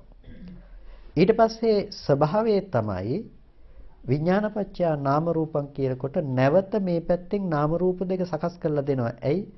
අපි අර ගත්ත අරමුණ ආරම්භය වටාපත කියලා දැනගෙන තියෙන වටාපත එළියේ තියනවා කියලාත් හිතලා ඉවරයි. හිතන කම නිසා අපිට ආපහු ප්‍රසාදය සකස් කරලා දෙනවා. ප්‍රසාදය සකස් කරන්නට පුළුවන් බව තියෙනවා. ආපහු එළියෙන් රූපෙක් ගෝචර කරගන්න. ආපහු අලුතෙන් නෙගටිව් එකක් දැම්මා. ආයෙත් වර්ණ සටහනට පිච්චෙනවා. ආයෙත් අර විදිහෙම සිද්ධියක් වෙනවා. ආයෙත් අලුතෙන් නෙගටිව් පැටියක් දානවා. දැන් මේක වේගෙන් වෙනවා. මොකද වෙන්නේ එතකොට? එක දිගට වටාපතක් තියෙනවා. ඇත්තට මේක දිගට වටාපත තිබුණාද? නෑ. මේ මොහොතේ වර්ණ සටහන තියෙන තැන අපි හිතින් රැස් කරගත්තා. අපි හිතනවා දැන් දකින්නේ ඊට කලින් තිබ්බ වටාපතක් කියලා. හිතින් මේ ඔක්කොම ගැට ගහලා තමයි අපි දැනගන්නේ. එතකොට අපිට පැයක් තිස්සේ තිබුණු වටාපත ඔබට දකින්න පුළුවන්. නමුත් ඔබ කවදාවත් පැයක් තිස්සේ තිබුණු වටාපත ඔබට කවදාවත් දකින්න පුළුවන් කමක් නැහැ. දැන් පේන රූපය ආරම්භය ඔබ වටාපත කියලා කල්පනා කරලා දැනගන්න පුළුවන්. හැබැයි ඒ පැයක් තිස්සේ තිබුණු වටාපත ඔබට දකින්න බෑ. ඒක දකින්න පුළුවන් නම් මෙතෙන්ට අලුතෙන් කෙනෙක් එනකොටම එයාට පේන්න ඕනේ පැයකට කලින් තියෙන වටාපතක් ගැන. එහෙම පේන්නේ නැහැ. එහෙනම් අපිට පේනවා අපි ඉන්නේ බොරුවක් තුල කියන එක. රූපයේ ස්වභාවය තමයි ඒ පෙර නොතිබීම හටගෙන ඉතුරු නැතුව නැති වෙනවා කියන ඒ ස්වභාවය. එතකොට ඒ පෙර නොතිබීම හටගෙන ඉතුරු නැතුව නැති වෙන ස්වභාවයකින් යුක්ත රූපය අපි රැස් කර ගන්නවා නැවත නැවතත්. රැස් කර ගන්නවා කියලා කියන්නේ දැන් ඔබ මාව මීට පෙර දැකලා නැත්නම් ඔබ දැන් දන්නවා පෙර දැනගෙන හිටියත් බණ කියපු හාමුදුරුවෝ කියලා. දැන් ඔබ මාව රැස් කරගත්තා. ඊළඟ දවසේ මම කොහේ හරි දැක්කොත් මම ඉන්නවා දැක්කොත් ඔබට පේනවා බණ කියපු හාමුදුරුවෝ ඉන්නවා කියලා පාරායිනේ. බණ කියපු හාමුදුරුවෝ පාරායින් ඉන්න ඔබට දකින්න පුළුවන්ද? කවදාවත් දකින්න බෑ. ඇයි? එහෙමනම් ওই පාරායින් ඉන්න එක දකින්න ඔක්කොටම හිතෙන්න එපා බණ කියපු හාමුදුරුවෝ ඉන්නවා කියලා. එහෙම හිතෙන්නේ නෑනේ. එතකොට දැන් ඔබ බණ කියපු හාමුදුරුවොත් රැස් කරගත්තා, පාරායින් හිටපු හාමුදුරුවොත් ඊට පස්සේ රැස් කරගත්තා. ඊට පස්සේ ඊළඟ එක ආපහු තව කොහේ හරි ඉන්නවා දැක්කොත් එහෙම එදා බණ කියපු අර පාරයින් හිටපු හාමුදුරු තාම ඉන්නවා. දැන් මෙන්න මේ රැස් කර ගැනීමේ ක්‍රියාවලිය දිගින් දිගටම නොනවත්වා ක්‍රියාත්මක කරනවා. පින්නතුනි මේකේ දෙපැත්තක් තියෙනවා. මේක තමයි බොහොම සියුම්ම කාරණේ. දෙපැත්තක් තියෙනවා. එක පැත්තකින් අපි රූපේ රැස් කරගන්නවා. මේ විදිහට පුද්ගලය සත්පුද්ගල සංඥාව රැස් කරගන්නවා. තව පැත්තකින් අපි ඒක දකින මම ජීවත් වෙනවා. ඒ නිසා ඔබට මෙච්චර වයසක් තියෙනවා මට කියලා කියන්නේ. මෙච්චර කාලයක් මම ජීවත් වෙලා තියෙනවා. එතකොට මම ජීවත් වුණේ කොතනද? මම ජීවත් වුණේ කොතනද? ඔබ ජීවත් වුණ තැන ඔබට පෙන්වන්න බෑ. දැන් මම මේ මොහොතේ ඉන්නවා කියලා ඔබ කාටවත් හිතෙනවනේ. මේ මොහොතේ ෆොටෝ එකක් ගහලා ඔබට හෙට පෙන්නුවොත් බලන්න නැති වෙයිද මම ඉන්නවද කියලා? බලනවා. එතකොට තමන්ව දැක්කොත් මේ ඉන්නේ මම කියලා හිතෙන්නේ නැති වෙයිද? පෙන්වන්න නැති වෙයිද? හිතනවා. පෙන්නනවා. එතකොට මට කියන්නකෝ ඒ ෆොටෝ එකේ ඉන්න මමද ඇත්ත මම බලන මමද ඇත්ත මම කියලා ඒ වෙලාවේදී ෆොටෝ එකේ ඉන්නේ බොරු මම බලන්නේ ඇත්ත මම. එතකොට අපි මේ ඇත්තටම මම ඉන්නවා කියන වෙලාවේ නෙමෙයිද ওই ෆොටෝ එක ගැහුවේ? ඇත්තටම මම ඉන්නවා කියන වෙලාවේ නේ ওই ෆොටෝ එක ගැහුවේ. එහෙනම් පේනවනේ මම ඉන්නවා කියන මොහොතේත් ඇත්තටම තිබුණේ අනාත්ම රූප ධර්මයක් මිසක මම නෙමෙයි කියලා. හැබැයි අපිට මම ඉන්න බව රැස් කරලා දෙනවා කුමක් මතද? බාහිර තියෙන රූප ටික මත. ඒ රූප දැනගන්න පුද්ගලයෙක් මේ පැත්තේ ඉන්නවා කියලා. එතකොට අපිව දැඩි කරලා අල්ලන්නේ බාහිර තියෙන දෙයටත් වඩා ආධ්‍යාත්මිකව යෙදෙන කෙලෙසයකින් අපිව අල්ලනවා. ඒ කෙලෙසේ තමයි එළියේ තියෙන දේ නොනවත්වා දැනගනු ලබන පුද්ගලයෙක් කෙනෙක් මෙහි ඉන්නවා කියලා අපිව ග්‍රහණය කරගන්නවා. එතකොට අපිට පුළුවන් දැන් එළියේ තියනවා කියලා අපි කතා කරන්නේ. හැබැයි අපි නොකියා කියන කතාව තමයි මම ඉන්නවා කියලා. ඒකට කියනවා අස්මීති තස්ස අවිගතං හෝති. මේ රූප මේ එළියේ තියනකන් වෙමි කියන හැඟීම යාට දුරු වෙන්නේ නැහැ. මම වෙමි කියන හැඟීම යාට තියෙනවමයි. ඇයි රූප විඳිනවා නම් විඳින මම මේ පැත්තේ ඉන්නවා. ශබ්ද ගන්ධ රස ස්පර්ශ විඳිනවා නම් විඳින මම මේ පැත්තේ ඉන්නවා. ඒකේනා පුංචි කාලේ ඉඳලා දැන් ආත්මයක් ලෙස වැඩමින් පවතින පුද්ගලයෙක් මේ පැත්තේ ඉන්නවා කියලා ඔබ අල්ලගෙන ඉන්නවා, ග්‍රහණය කරගෙන ඉන්නවා. පින්නතුනි ලොකුම කෙලෙසි තමයි ඒක. අපි හිතන්නේ අපිට අතහැර ගන්න බැරි ගේ දොර ඉඩ කඩන් කියලා. අපි ඒව කොහොම හරි අතහරි. අපිට අතහරින්න බැරි එකම දේ තමයි පින්නතුනි තමන්ව. මොකද අපි ලෝකේ වැඩිපුරම කැමති වෙලා තියෙන්නේ තමන්ට නිසා. වැඩිපුරම ආදරය කරලා තියෙන්නේ තමන්ට නිසා. වැඩිපුරම තණ්හා කරලා තියෙන්නේ තමන්ට නිසා. අපි ලෝකේ ඇත්තටම අපිට හිතේ ගෙවල් වලට කැමති, දරුවන්ට කැමති කියලා නෑ. අපි කැමති තමන්ටමයි. ඇයි පින්නතුනි දරුවට ආදරය කියලා කියනකොට අපිට රූපය දරුවා කියලා පෙන්වුවේ නැත්නම් අපි ආදරය කරලා තියෙන්නේ සංකල්පමය වශයෙන් පෙන්වන දරුවට නෙමෙයිද? එතකොට ඒ සංකල්පේම නෙමෙයිද තමන් උනේත්? ඒ දරුවා කොට පෙන්නන ඒ සංකල්පයමනේ තමන් උනේ. කොටිම කියනවා නම් එතන තියෙන්නේ මොකද්ද? රූප, වේදනා, සංඥා, සංඛාර, විඥාන ධර්මතා පහක්.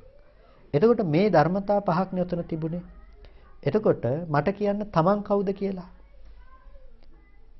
දැන් පේන රූපේ දරුවා. ඒ රූපේ නිසා එන වේදනාව දරුවා නිසා ඇතිවෙන වේදනාව. ඒ රූපේ ඇති සංඥාව දරුවගේ සංඥාව. ඒ රූපය ගැන හිතනකම දරු සංස්කාරය. ඒ රූපය ගැන දැනගන්නකම දරුවා කියලා දැනගත්ත විඥානය. දැන් මට කියන්න මම කවුද තමන් කවුද කියලා. තමන් කියන්න ඔතන එක ස්කන්ධයක්වත් නැහනේ. හැබැයි ඔය ස්කන්ධ පංචකයේම නෙමෙයිද තමන් වෙලා තියෙන්නේ අපිට. ඔය ස්කන්ධ පංචකයේම තමයි තමන් වෙලා තියෙන්නේ. කොටින්ම කියනවා නම් දරුවා තමන් වෙලා තමන් දරුවා වෙලා. එහෙමනේ. එකම දේ වෙලා තියෙන්නේ. මේක හරියට එකම කාසියේ දෙපැත්තක් වගේ. එක කාසියේ එක පැත්තක් බලලා අපි කියනවා දරුවා කියලා. ඒ කාසියේම අනිත් පැත්ත හැරෙව්වොත් අපිට පෙනේ තමන්ව කියලා. වෙලාවට අපි කාසියේ එකම පැත්තක් බලාගෙන ඉන්න නිසා අපිට පේනවා හඳේ එකම පැත්තක් පේනවා වගේ. අපි හිතනවා හැමදාම ඉන්නේ මේ කැමැති රූප, ශබ්ද, ගන්ධ, රස, ස්පර්ශ කියලා. නෑ මේක එකම කාසියේ දෙපැත්තක් වගේ. මේ එකම කාසියේ දෙපැත්තේ අපි එක පැත්තක් හරවලා අපිට පේන පැත්තට මිටියක් අරගෙන හයියෙන් තැළුවොත් මොකද වෙන්නේ? යට පැත්ත නිකන් තැලෙනවනේ. අනිත් පැත්ත නිකන් තැලෙනවා. අන්න ඒ වගේ පින්නතුනේ අපි තණ්හා කරනවා, අපි ආදරය කරනවා අර මිටියකින් තලනවා වගේ. අපි හිතනවා අපි දරුවටයි ආදරය කියලා. ඇත්තටම ආදරය වෙලා තියෙන කොහෙටද? තමන් කරගත්ත ස්කන්ධ ටිකට. අපි කියනවා මම හරි අකමැති අහවල් කෙනාට අහවල් දෙයට කියලා. අපි ඇත්තටම අකමැති වෙලා තියෙන මොකටද? තමන් කරගත්ත ස්කන්ධ ටිකට. ඒ නිසා අපි පංච උපාදානස්කන්ධයකට උපාදාන කරලා තියෙනවා. පංච උපාදානස්කන්ධයක් ගැන තණ්හා කරලා තියෙනවා. පංච උපාදානස්කන්ධයක් ගැන තරහ ඇති කරගෙන තියෙන ඇලීම් ගැටීම් දෙක පවත්වලා තියෙනවා. කොටින්ම කියනවා නම් තමන් ගැන ඇලීම් ගැටීම් දෙක පවත්වලා තියෙනවා. ඒ නිසා තමයි මම කියන්නේ අපි අපායටත් තණ්හා කරනවා කියලා. ආසන්නේ නේද අපායට යන්න? අපායට යන්න අකමැති වෙයි. අපායේ ගින්දරට අකමැති වෙයි. හැබැයි ඒ අපාය හදලා දෙන තමන් කරගත්ත ස්කන්ධ ටිකට ඒ ස්කන්ධ ටිකට තණ්හා කරනවම ඒක නතර කරන්නේ. ඒකනේ තණ්හාව නිසානේ උපදින්නේ. තණ්හා නැමැති වඩුවනේ මේ ගේ හදන්නේ. එහෙනම් අපිට කර්ම නිමිති, ගති නිමිති එනකොට අපෝ අපාය කියලා අරිත් පැත්තට හැරෙන්න බෑ. බෑ එහෙම හැරෙන්න බෑ. අපි ඒකට අකමැති වුණත් යනවා. පේන රූපේ නෙමෙයි ලොකුම දේ කරන්නේ. තමන්ගේ පැත්තට කරන තණ්හාව. ඒ නිසා අපිට ඒක නැති වෙන්නේ එතන. අපි පේන රූපවලට අකමැති වෙයි. හැබැයි ඒක ASCII තියෙන තමන්ට කරන තණ්හාව නැති වෙන්නේ නෑ. ඒක උපාදාන කරගන්න කම නැති වෙන්නේ. ඒ නිසා හැම වෙලාවකදීම පංච උපාදානස්කන්ධයට උපාදාන කරනවාමයි. ඒකේ ප්‍රතිවිපාකයේ තමයි යායන් තණ්හා පෝනෝ භවිකා නන්දි රාග සහගතා తත්‍ර తත්‍රාභිනන්දනි. తත්‍ර తත්‍රාභිනන්දනි. ඒ තන සතුටු කරනවා. ඒ තන සතුටු කරනවා. සංඥාව කොහොමද වෙනස් කරලා දෙන්නේ? ඒ විදිහට සතුටු කරනවා. අද අපි කියයි අපෝ අසුචි අල්ලන්න බෑ කියලා. හැබැයි හෙට ඒ ටිකම හොඳයි කියලා පෙන්නපු ගමන් අසුචි කන්න පුළුවන් මනසක් හදලා දෙනවා. ඒක තමයි ඇත්ත ස්වභාවය. වෙනස් කරන්න ඕන උනේ සංඥාව. ඒ ටික වෙනස් කරනකොට රූපයත් ඒකට ගැලපෙන විදිහට වෙනස් කරලා තියෙයි. එතකොට ජීවමාන පෙරේතෙක් කරන්න පුළුවන් කෙනෙක්ව. දැඩි හිතක් ඇති වුණොත් අකුසල් හිතක් ජීවමාන පෙරේතෙක් වෙන්න පුළුවන්. මිලක්කතිස්ස කතාවේදී තියෙන්නේ. එයාගේ කුසලය මොනතරම් බලවත් අකුසලයක් වුණාද කියනවා නම් අකුසලය එයාට අර මුවෙක් මරාගෙන කාපු අකුසලය පැටව ලැබෙන්න හිටපු මුවදෙනක්. ඒ අකුසලයේ මොනතරම් බලවත් ලෙස ඔහුගේ හිතේ යෙදුනද කියනවා නම් ඔහුට ප්‍රවෘත්තියෙහි ඒක විපාක පිණිස ආවා. එතකොට ඔහුගේ ආයතන ටික මේ මොහොතේ වෙනස් වුණා. වතුර පේන්නේ එක තැනකවත්. කලය අරගෙන බලන වතුර නැහැ එක කලයකවත්. පැම් පිරිච්චි භාජන, වතුර පිරිච්චි භාජන. ඒක විපාකය ඔහු කරා ඒ වෙලාවෙම ආවා. දැන් එතකොට අවශ්‍ය උනේ මොකද්ද? වෙන මොකක්වත් නෙමෙයි වෙනස් උනේ. එයාගේ හිත වෙනස් වුණා. හිත වෙනස් කරනකොට රූප ටික ඔක්කොම වෙනස් කරලා තියෙනවා. මොකද ඔය පේන රූපේ ඇත්ත නෙමෙයිනේ. ඔය රූපේ සම්පූර්ණ බොරුවක්. පෙන පිඬ කියන්නේ ඒකනේ. පෙන පිඬක් බොරුවක්නේ. ඒක සම්පූර්ණ බොරුවක්. ඒකට හැඩයක් මේ විදිහයි කියන්න බෑ. ඒක සම්පූර්ණ බොරුව මත තියෙන දෙයක්. ඔබ වටාපත මේ විදිහට රවුම් කියලාද කිව්වට ඔක සම්පූර්ණ බොරුවක්. ඇයි ඔබ කතා කරන්නේ ඔබට සාධාරණව විතරයි. ඔබ මේකේ වර්ණය ගැන කතා කරයි ඒක සාධාරණ ඔබට විතරයි. ඒක අනිත් අයට සාධාරණ නෑ. මේක දෙවියෙක්, මීමැස්සෙක්, බල්ලෙක් වගේ සතෙක් සහ අපි දකින අතර පරතරයක් තියෙනවා. එතකොට වෙනස් වෙලා තියෙන මොකද්ද? රූපෙද නැතිනම් කෙනකෙනාගේ ප්‍රසාද මට්ටමද? ප්‍රසාද මට්ටම. ඒ නිසා අපි මෙතන මල හරි ලස්සනයි කියනකොට මීමැස්ස දැකලා තියෙන අපිට පේන ওই ලස්සන මල නෙමෙයි වෙන එකක් දැකලා තියෙන්නේ.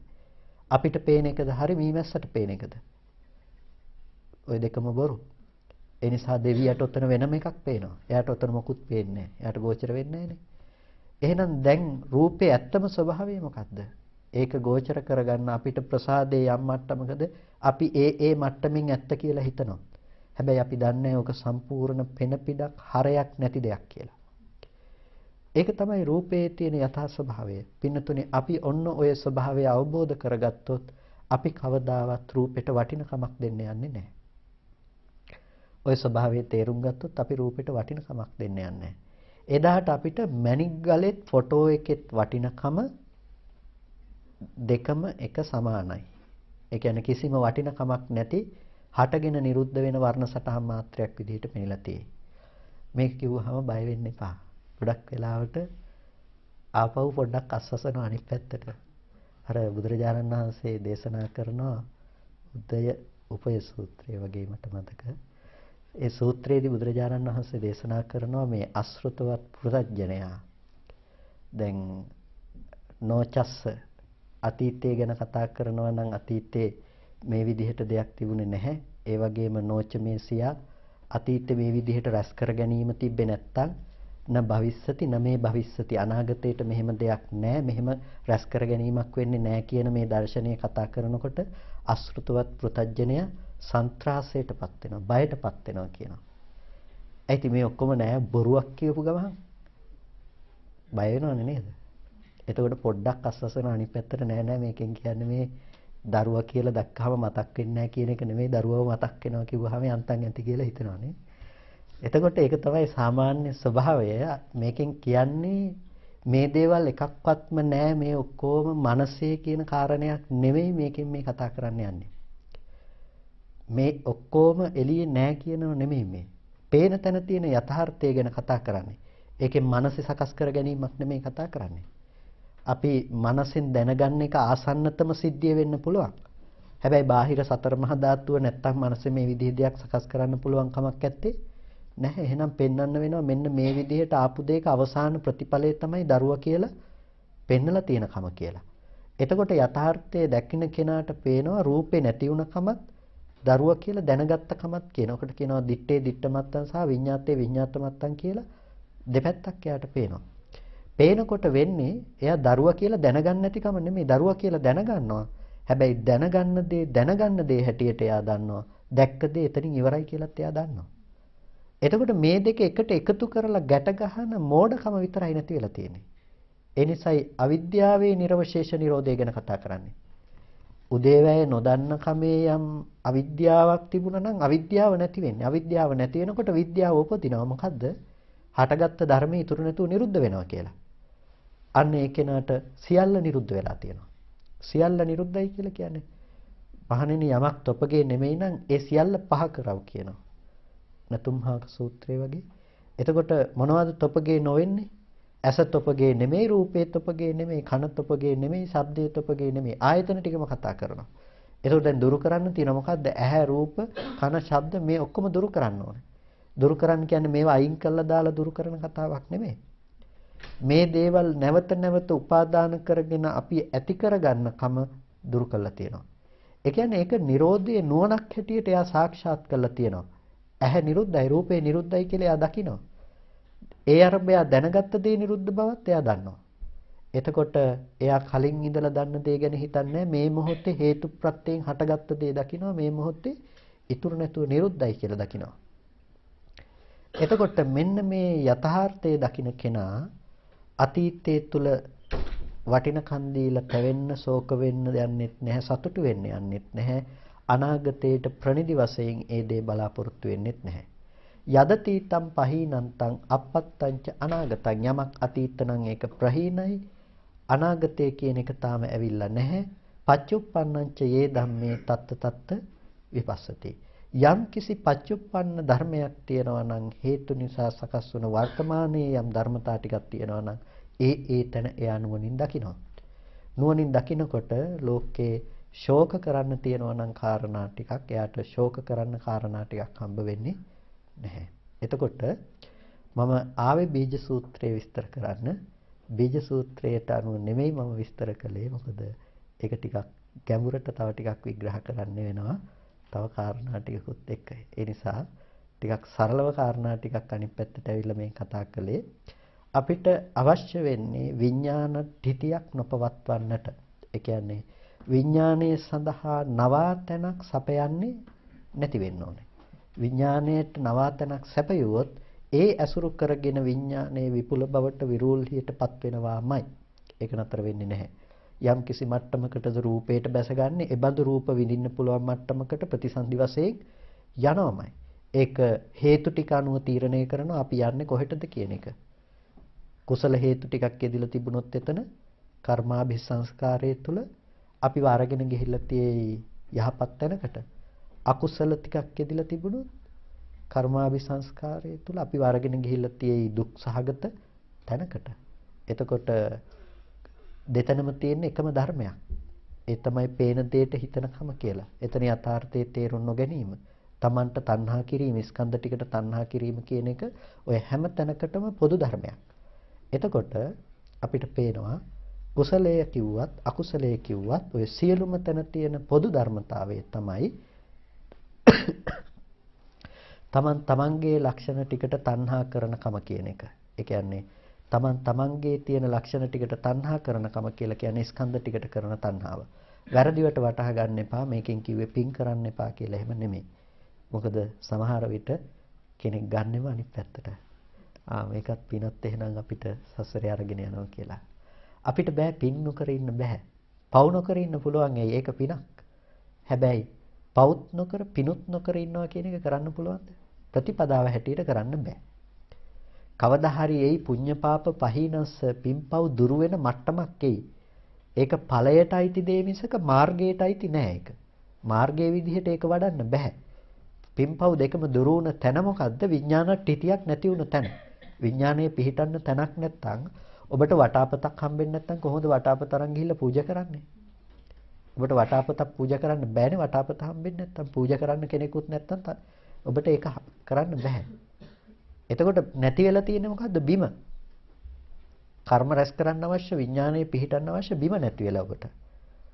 ඒ වගේම තරහක් ඇති කරගන්න පුළුවන් කමක් නැහැ. ඇයි නැත්තේ? බිම නැහැ තරහක් ඇති කරගන්න අවශ්‍ය. එතකොට ඒක ඵලයේ ලක්ෂණය මිසක මාර්ගයේ ලක්ෂණය නෙමෙයි. මාර්ගයේ ලක්ෂණය ඵලයේ දකින්න බෑ.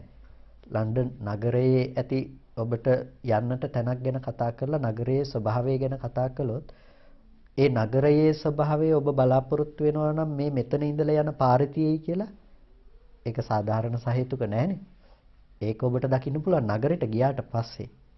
ඒක මාර්ගයේදී දකින්න බෑ. අන්න ඒ වගේම තමයි පුඤ්ඤ පාප පහිනස්ස කිව්වේ පින්පව් දෙකම දුරු කරගත්ත කෙනාට කියලා කිව්වේ. ඵලයටපත් උන කෙනාට. ඒක මාර්ගයේ දකින්න බෑ. ඒ නිසා ඒ වගේ තැන් වැරදිවට වටහා ගන්න එපා.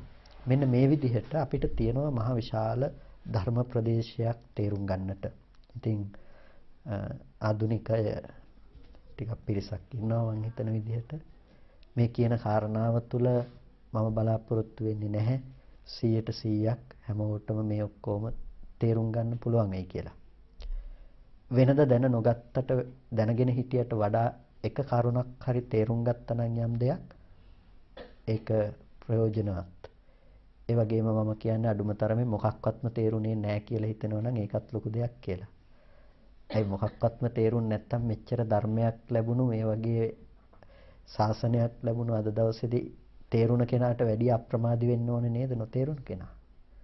එහෙනම් ඒ කෙනා තවත් අප්‍රමාදී වෙන්න උත්සාහයක් ඇති කරගන්න ඕනේ. ඒ නිසා 100% නොතේරෙන්න පුළුවන්. හැබැයි අතහැර ගන්න එපා, මග හැර ගන්න එපා. මේක තේරුම් ගත යුතුම වෙනවා. පින්නතුනි මේක තවදුරටත් සරල උදාහරණ නැතුව කෙනෙකුට මේ කාරණාව කියන්න පුළුවන් වෙයි. හැබැයි මේ කාරණාව අවබෝධ නොකර නිවන් දකින්න කියන එක නම් වෙන්නේ නැහැ. ඒ නිසා සරල ක්‍රම හොයන්නත් එපා. සරල ක්‍රම හොයන්නත් එපා කියලා කිව්වේ සරල ක්‍රම හොයන්න ගිහිල්ලා ගොඩ දෙනෙක් මග වරද්ද ගන්න නිසා. ධර්මයක් තේරුම් ගන්නකොට අපි ප්‍රවේශම් වෙන්නට ඕනේ පැති ගොඩාක් තියෙනවා. එහෙම නැති වුණොත් අපි ඉන්නවට වඩා වැඩි හානිදායක තත්යකටපත් වෙනවා. අපිවත් දන්නේ නැහැ. ධර්ම සංඥාවෙන් අධර්මයේ දරාගෙන ඉඳීම අධර්මයක් කියලා හිතාගෙන ඉන්න දෙයටත් වඩා භයානක වෙන්න පුළුවන්. මොකද එතන මෝහය තවත් බලවත්නේ. ඒ නිසා පොඩ්ඩක් ධර්මයේ හොයනකොටත් පොඩ්ඩක් පරිස්සම් වෙන්න වෙනවා. මොකද අද සමාජයේ ඕනතරම් ධර්ම වේශයෙන් පේන අධර්මය අපිට දකින්න පුළුවන්කම තියෙනවා. අපි කතා කළොත් එහෙම දැන් අනිත්‍ය ගැනනේ අපි ප්‍රධාන වශයෙන්ම කතා කළේ. එක මාතෘකාවක්වත් සම්පූර්ණ නම් කළේ නැහැ මේ කාරණා ටික කතා කළාට. අනිත්‍ය ගැන සංඥා චිත්ත දිට්ඨි වශයෙන් දුරු කරගන්න හැටි ගැන කතා කළේ නැහැ. එතකොට අනිත්‍ය ගැන වුණත් අපි කතා කරනකොට අද ප්‍රශ්නයක් තියෙනවානේ මේක අනිත්‍යද අනිච්චද කියලා අනාත්මද අනත්තද කියලා ප්‍රශ්නයක් තියෙනව නේද? ඇයි මේ ධර්මයේ පිළිබඳව හාත්පස නොදන්නකම සහ සරල ක්‍රම නිවන් දකින්නට හොයන්නට යෑම.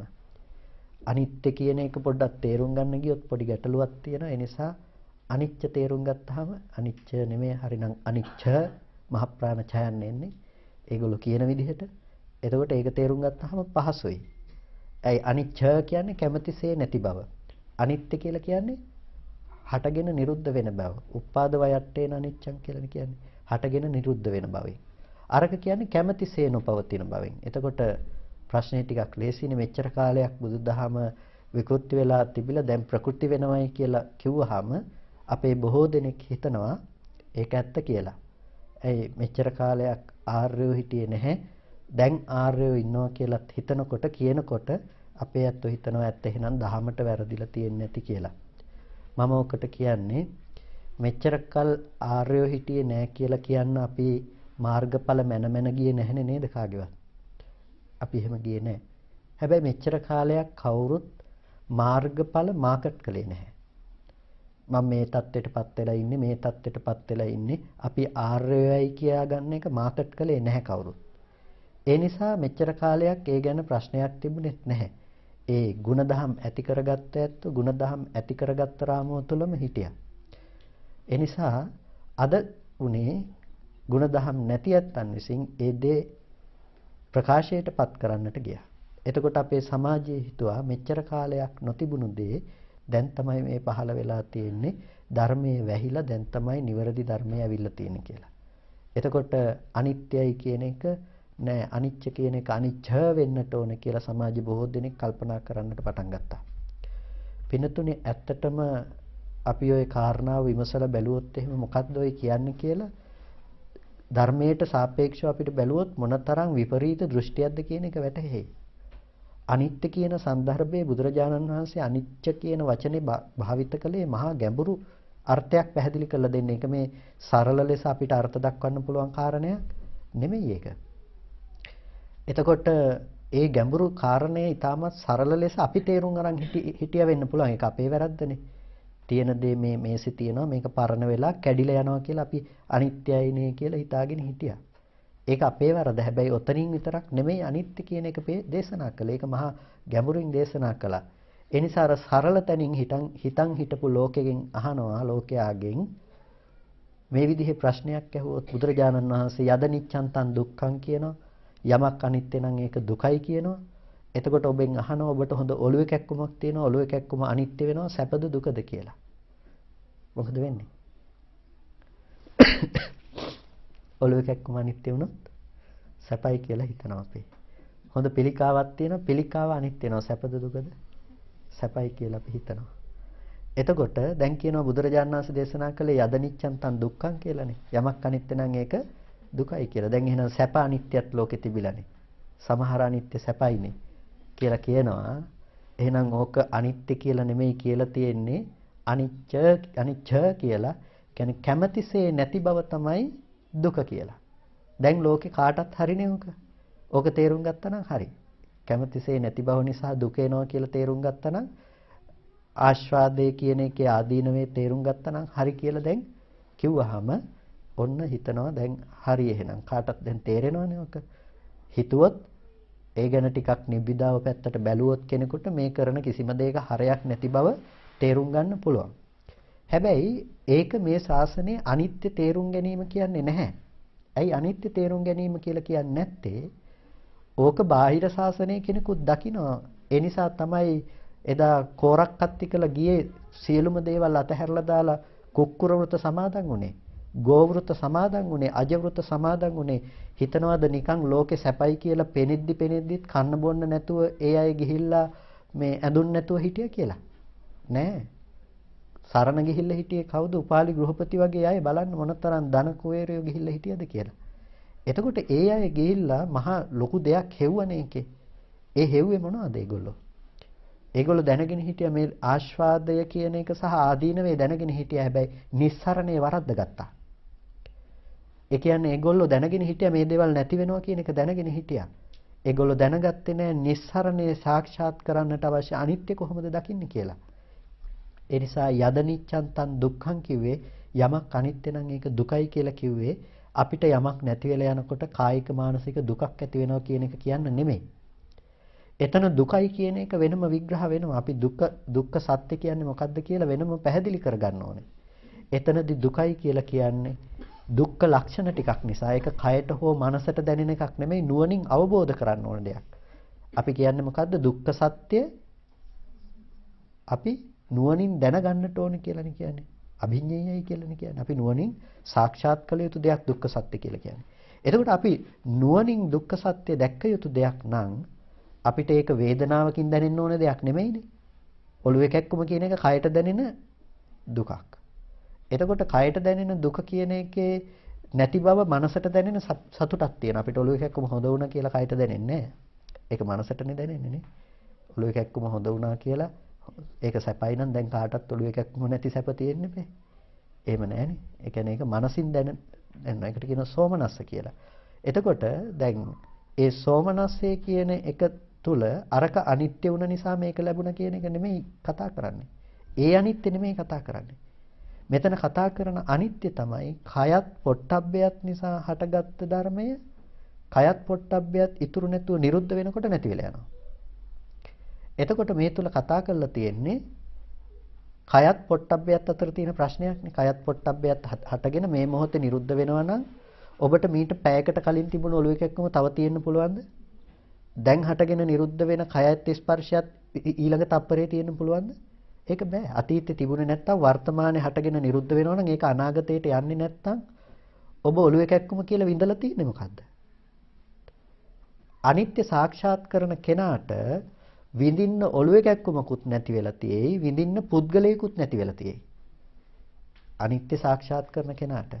හැබැයි ඕක අනිච්ච කරන්න ගියාට පස්සේ කැමැතිසේ නොපවතින බව දැනගන්න කෙනත් මේ පැත්තේ ඉඳලා තියෙයි. කැමැතිසේ නොපවතින දේත් බාහිර හම්බෙලා තියෙයි. එහෙනම් බීජ සූත්‍රයට ආශ්‍රයෙන්ම බහාලල බලන්න විඥාන ඨිතියක් වෙලා නැද්ද කියලා. විඥාණයට ඇසුරු කරන්න පුළුවන්, විඥාණයට බැස ගන්න පුළුවන් තැනක් බාහිර හම්බෙලා නැද්ද කියලා. ඒක ඨිතියක් වෙලා. එහෙනම් ඒක එයා සසරෙන් මිදෙන්න පුළුවන් මට්ටමට ලොකු ඥාන දර්ශනයක් ඒ තුල ගොඩනගලා නැහැ.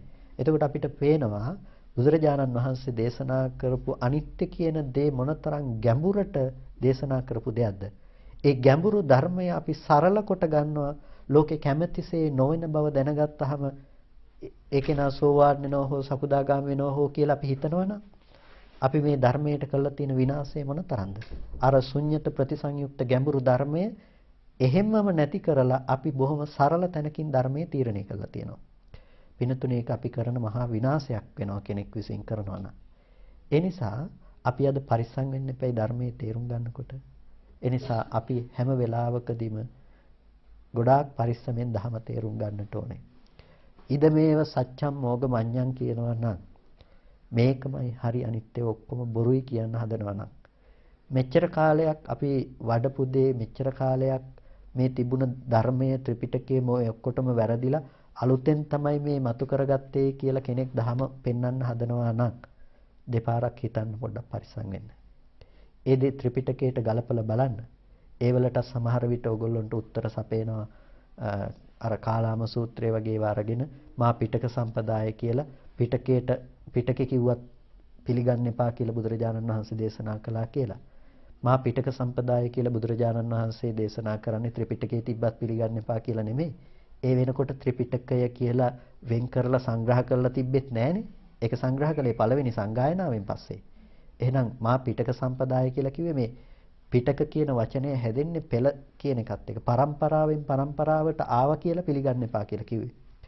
ඒකෙන් කියන්නේ නැහැ ත්‍රිපිටකයේ තිබුණා පිළිගන්න එපා කියලා. ඒ නිසා ත්‍රිපිටකයේ පිළිබඳව ශ්‍රද්ධාව තියන්න.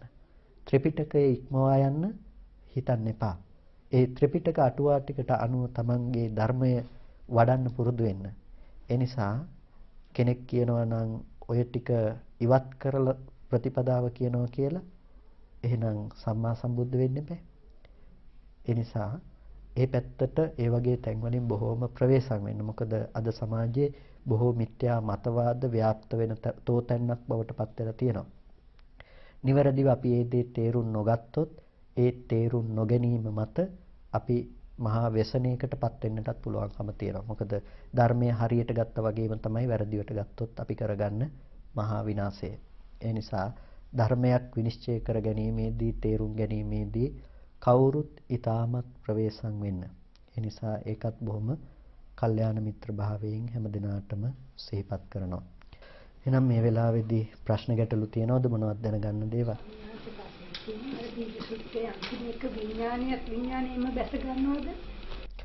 ඔව් විඥාණය එක්ක රූපය අසුරු කරගෙන පවතිනවා වේදනාව අසුරු කරගෙන සංඥාව සංස්කාරය අසුරු කරගෙන පවතිනවා කියලා කියන්නේ ඒ ලක්ෂණයන්ගෙන් එකක් හෝ උපාදාන වශයෙන් අරගෙන පවතිනවා කියන එකයි එතනදී අදහස් කරන්නේ. එක්ක අපි රූපයට ඇලෙනවා එහෙම නැත්නම් සංඥාවට සංස්කාරයට අපි ඇලෙනවා. අපි ඔය එක තැනක් හරි උපාදාන වශයෙන් ග්‍රහණය කර ගන්නවා. දැන් රූප භූමියට ගියත් අරූප භූමියට ගියත් එතනදී සමහර විට රූපේ නැති වුණත් ඒ උපදවන සංඥා මට්ටමේ රැවටෙනවා. ඒ සංඥාව ඇත්ත කරගෙන සංඥාවට බැස ගන්නවා. එක්ක රූපය ඇත්ත කරගෙන රූපයට බැස ගන්නවා. අපි රූපේ බාහිර ලෝකේ තියනවා කියලා තියෙන රූපය අනුව විඥානය පිහිටවන. එතකොට තියෙන රූපේ විඳින්න පුළුවන් රූපේ පරියාපන්නව තියෙන කාම ධාතුව අනුව විඥානය පිහිටනවා. එතකොට රූපය අනුව විඥානයේ විඥානට්ඨිතියක් වෙනවා. සංඥාවට අනුව විඥානයේ පිහිටලා අපිට අරූප භූමි රූප භූමි ආදී ධ්‍යාන සංඥාවන් වල උප්පත්තිය ගන්න පුළුවන් විදිහට ඒ මට්ටම ඇත්ත කරලා දෙනවා. ඒ මට්ටම ඇත්ත කරාට පස්සේ ඒ මට්ටම් වල ප්‍රතිසන්දිය පිණිස අපිව අරගෙන යන්න පුළුවන් විඥාණයට බැස ගැනීම සකස් කරලා දෙනවා. ඒ නිසා දෙපැත්තකින් වෙනවා. මේ එක්ෂණික වශයෙන්ම මේ සම්තතිය පවත්වනවා නැවත නැවත කර්ම විඥානය සකස් කර ගැනීම තුළ ඊට පස්සේ ප්‍රතිසන්දි වශයෙන් යන්න පුළුවන් බීජ සකස් කිරීමත් සිද්ධ කරනවා. ඒ විදිහට විඥානට්ඨිතියක් බවට අපි පත් කරගන්නවා. නාම රූප පත්‍ය විඥාන කියන පොඩ්ඩක් ඊළඟට කියලා විඥාන පත්‍ය නාම රූප. ඒ දෙක පොඩ්ඩක් තවත් විස්තරයෙන් පැහැදිලි විඥාන පත්‍ය නාම රූපං සහ නාම රූප පත්‍ය විඥානං කියලා එතන අඤ්ඤමඤ්ඤව කාරණාව සඳහන් වෙලා තියෙනවා. මම මෙහෙම කිව්වොත් යම්කිසි පුරුෂයෙක් යම්කිසි පුද්ගලයෙක් කොටයක් උඩට නැගලා තමන් හිටගෙන ඉන්න කොටය කැටයම් කරලා ලස්සන කරනවා. එතකොට මෙන්න මේ වගේ මේ නැගලා ඉන්න කෙනා වගේ දකින්නකෝ විඥානය. එතකොට අර කොටය වගේ දකින්නකෝ නාම රූපය. එතකොට මේ කොටය උපකාරයි නැගලා ඉන්න කෙනාට පිහිටලා ඉන්න. එතකොට පිහිටලා ඉන්න කෙනා උපකාරයි අර කොටය සකස් කරන්න. මෙයා මෙයාට උපකාරයි මෙයා මෙයාට උපකාරයි. ඒ විදිහටම විඥාණයට පිහිටා සිටින්නට නාම රූප ධර්මතාවයේ උපකාර වෙනවා. ඒ වගේම ඒ නාම රූප දෙක නිසා විඥානයේ නැවත සකස් වීමක් සිද්ධ වෙනවා. එතකොට නාම රූප පත්‍ය විඥානං සහ විඥාන පත්‍ය නාම රූපං කියලා කියනවා. විඥානයේ මෞකුසකට ප්‍රතිසන්දි වශයෙන් පැමිණීම නිසා එතන නාම රූප ධර්මයන්ගේ සකස් කිරීමක් නැවත සිද්ධ වෙනවා. නාම රූප ධර්මයන්ගේ සකස් කිරීම නිසා නැවත විඥානයේ සකස් කිරීමක් එතන නැවත සිද්ධ කරනවා. එතකොට නාම රූප පත්‍ය විඥානං සහ විඥාන පත්‍ය නාම රූපං කියන එක අඤ්ඤමඤ්ඤව ඕනෝන්ට ප්‍රත්‍ය ලෙස පවතිනවා. ඒක පැහැදිලිද නැහැ? ප්‍රතිසන්දි චුති අවස්ථාවේදී නාම රූප දිස්සන්නේ විඥානේ එතකොට අපි එතනදී මෞකුසකට ප්‍රතිසන්දි වශයෙන් විඥානයාගේ බැස ගැනීමක් තියෙනවා නම් මෙතනින් එතනට අපි රූප සකස් කිරීමක් නෙමෙයි යන්නේ. එතනදී විඥානන ස්වභාවයෙන් එතනදී හටගන්නේ. මෙතනින් එතනට යමක් යනව නෙමෙයි. එතන අරමුණු කළ එතනට විඥානයේ බැස ගැනීම නාම රූප ඇසුරු කරගෙන සිද්ධ කරනවා. එතකොට අර කොටේ උඩට කෙනා නැග්ග වගේ හිතන්නකෝ. විඥානයේ නාම රූප දෙක ඇසුරු කරන්න පටන් ගත්තා. දැන් මේ විඥානයේ ස්වභාවය අනුව නාම රූප සකස් කරනවා එතන. එතකොට ඒ නාම රූප ඇස කන නාසය ආදී ඉන්ද්‍රිය හදන විදිහට එතන රූපය ඒ විදිහට සකස් කරනවා. යා රූප කලාප ටික සකස් කරනවා. එතකොට ඒක ඇහැ පේන්න හදනවද, ඇහැ පේන්නේ නැති වෙන්න හදනවද, කන ඇතුව හදනවද, කන නැතුව හදනවද කියන එක ඒ මට්ටමේ එයා තීරණය කරන දෙයක්. විඥානයේ ගතිය යම් තාක්ද ඒ විදිහට නාම රූප සකස් කරනවා. එතකොට යම් විදිහකින්ද සකස් කරලා දෙන්නේ ඒ විදිහට තමයි නැවත විඥානයේ හට ගන්න පුළුවන්කම තියෙන ආයතන හරහා. එතකොට ඒ නිසා දෙපැත්තටම ඒක ක්‍රියාත්මක වෙනවා. ඉස්සෙල්ලා විඥාණය තමයි බැස ගැනීම සිද්ධ වෙන්නේ. ස්වාමීන් වහන්සේ මේ අවසරයි මට පොඩ්ඩක් පැහැදිලි කරලා දෙන්න පුළුවන්ද මේ කාම භූමියයි රූප භූමියයි අරූප භූමියයි මේ හැසිරෙන ආකාරය. ඒ වගේම මේ අපි ධ්‍යාන ගන්නවා ධ්‍යාන අංගවල කතා කරනවා මේ විවිච්ඡේව කාමයේ විවිච්ඡේව අකුසලයේ දන්නේ. එතකොට චෛතසික ධ්‍යාන අංග ගත්තම ධ්‍යාන අංග වල චෛතසික විස්තර වෙනවා. එතකොට ඔය සම්බන්ධය කොහොමද ඇත්තටම ඇති වෙන්නේ? මේ නිවන කියන්නේ චෛතසික වල සංසිඳීමක්ද අවසානයේ යනකොට ප්‍රඥාවක් යෙදෙන නිසා ඔය අතරේ එතකොට ඔහොම ප්‍රඥාවක් නැති වෙන තැනකින්ද අපි නිවන කතා කරන්නේ. මොකද ඔක නිරෝධ සමාපත්තිය යනකොට ගැටලුවක් තියෙනවා.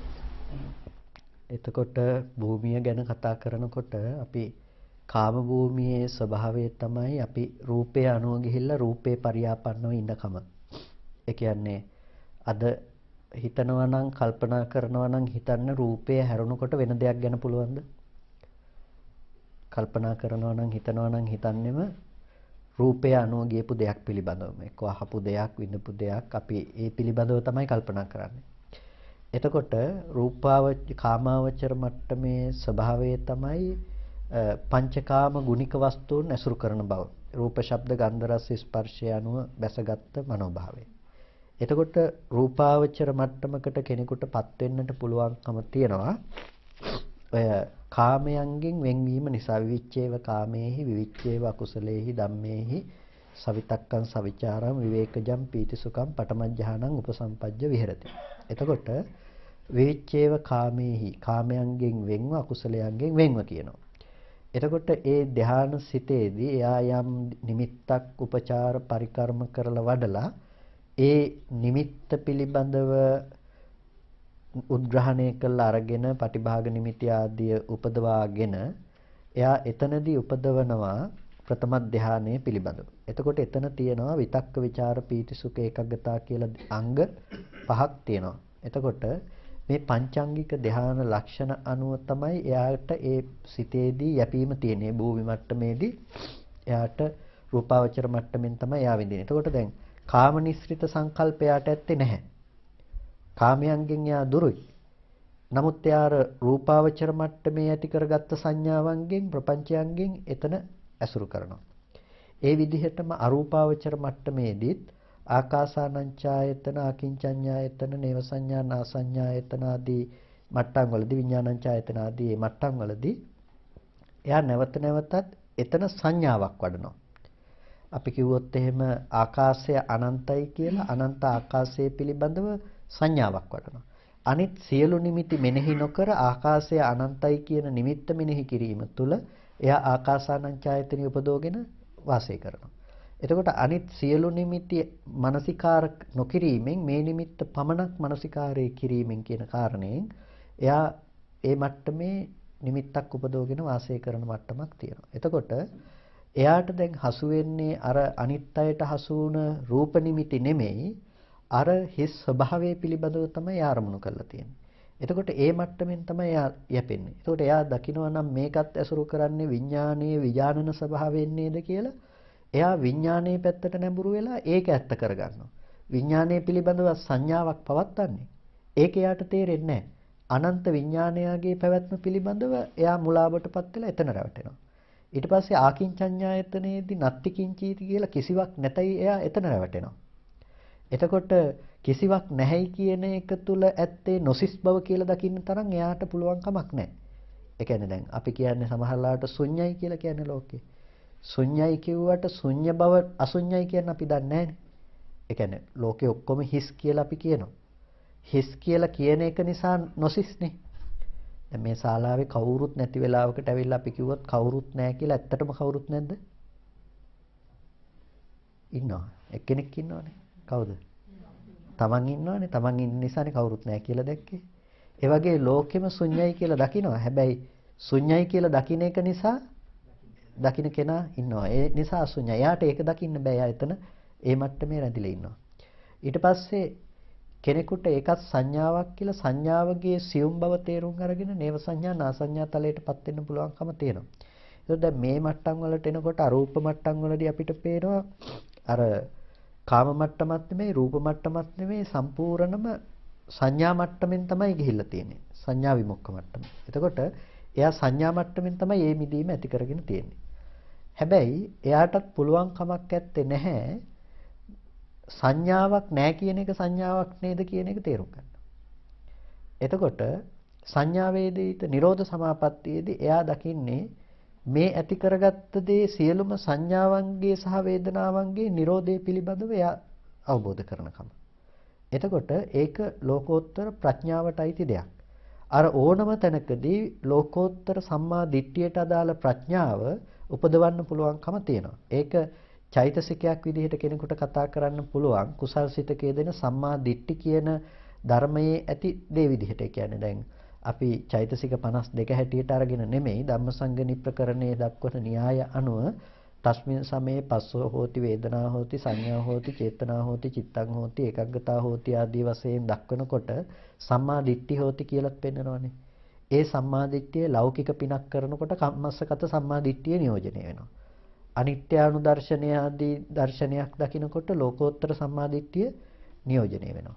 ඒ විදිහට මේ ඕනම සිතක යථාර්ථය ප්‍රථම ධානය සිතේ ධානාංග ටික විදර්ශනා කරනකොට එතන යෙදෙන සම්මා දිට්ඨිය ලෝකෝත්තර සම්මා දිට්ඨිය අනිත්‍යානුදර්ශනය දුක්ඛානුදර්ශනය අනාත්මානුදර්ශනය පැත්තෙන් ඒ ටික නියෝජනය වෙනවා. ඊට පස්සේ නේව සංඥා නා සංඥා තලයට ගිහලා එතන විදර්ශනා කරනකොටත් ඒකමයි. ඒ සම්මා දිට්ඨියම තමයි ඵලයක් විදියට සාක්ෂාත් කරන්න තියෙන්නේ එයාට ඒ හටගත්තු ධර්මයන්ගේ ඉතුරු නැතුව නිරුද්ධ වෙන ස්වභාවය පිළිබඳව. එතකොට එයා නේව සංඥා නා සංඥා තලයේදීත් එයා එතනදිත් එහාට ගිහිල්ලා සංඥා වේදිත නිරෝධයේදීත් සංඥා වේදනාවන්ගේ නිරෝධය පිළිබඳව අවබෝධ කරනවා. එතකොට සංඥා වේදනාවන්ගේ නිරෝධය පිළිබඳව අවබෝධ කරගත්ත එක නුවණක් ඥාන දර්ශනයක් සම්මා දිට්ඨිය ඇති කරගත්ත ඵලයක්. ඒකට කියනවා සම්මා ඥාන සම්මා විමුක්ති කියලා. මනමින් දැනගෙන මනමින් මිදුණා කියලා කියනවා යාට. එතකොට ඒ මිදුණ එක චෛතසිකයක් කියලා කිව්වොත් වැරදි. චෛතසිකයන්ගෙන් තොරයි කිව්වත් වැරදි. එතකොට ඒක සම්පූර්ණම ඵල සිතේ ලක්ෂණයක් නේ මිදෙනකම. එතකොට සංඥා වේදනාවන්ගේ Nirodhe පිළිබඳව තියෙන Nirodha සංඥාවට සමාපත්තියක් විදිහට සමවැදීම තමයි Nirodha සමාපත්තිය කියලා අපි කියන්නේ. එතකොට ඒක සංඥා වේදනාවන්ගේ Nirodhe තේරුම් ගන්න Nirodha සංඥාවට සමාපත්තියක් විදිහට සමවැදීම. Nirodha සංඥාවත් සමාපත්තිය දෙකක්. Nirodha සංඥාව එකක් සමාපත්තිය තව එකක්. එතකොට Nirodha සංඥාව එළඹ සිටි නුවණ සහ සිහියෙන් ගෙනල්ලා දෙන එක සමාපත්තිය කියන්නේ ඒ ගෙනල්ලා දෙන Nirodhe තුලටම සමවැදීම කියන කාරණේ. ඒක ධානයේ සහ සමවැදීම දෙකක් කියනවා වගේම කාරණයක්.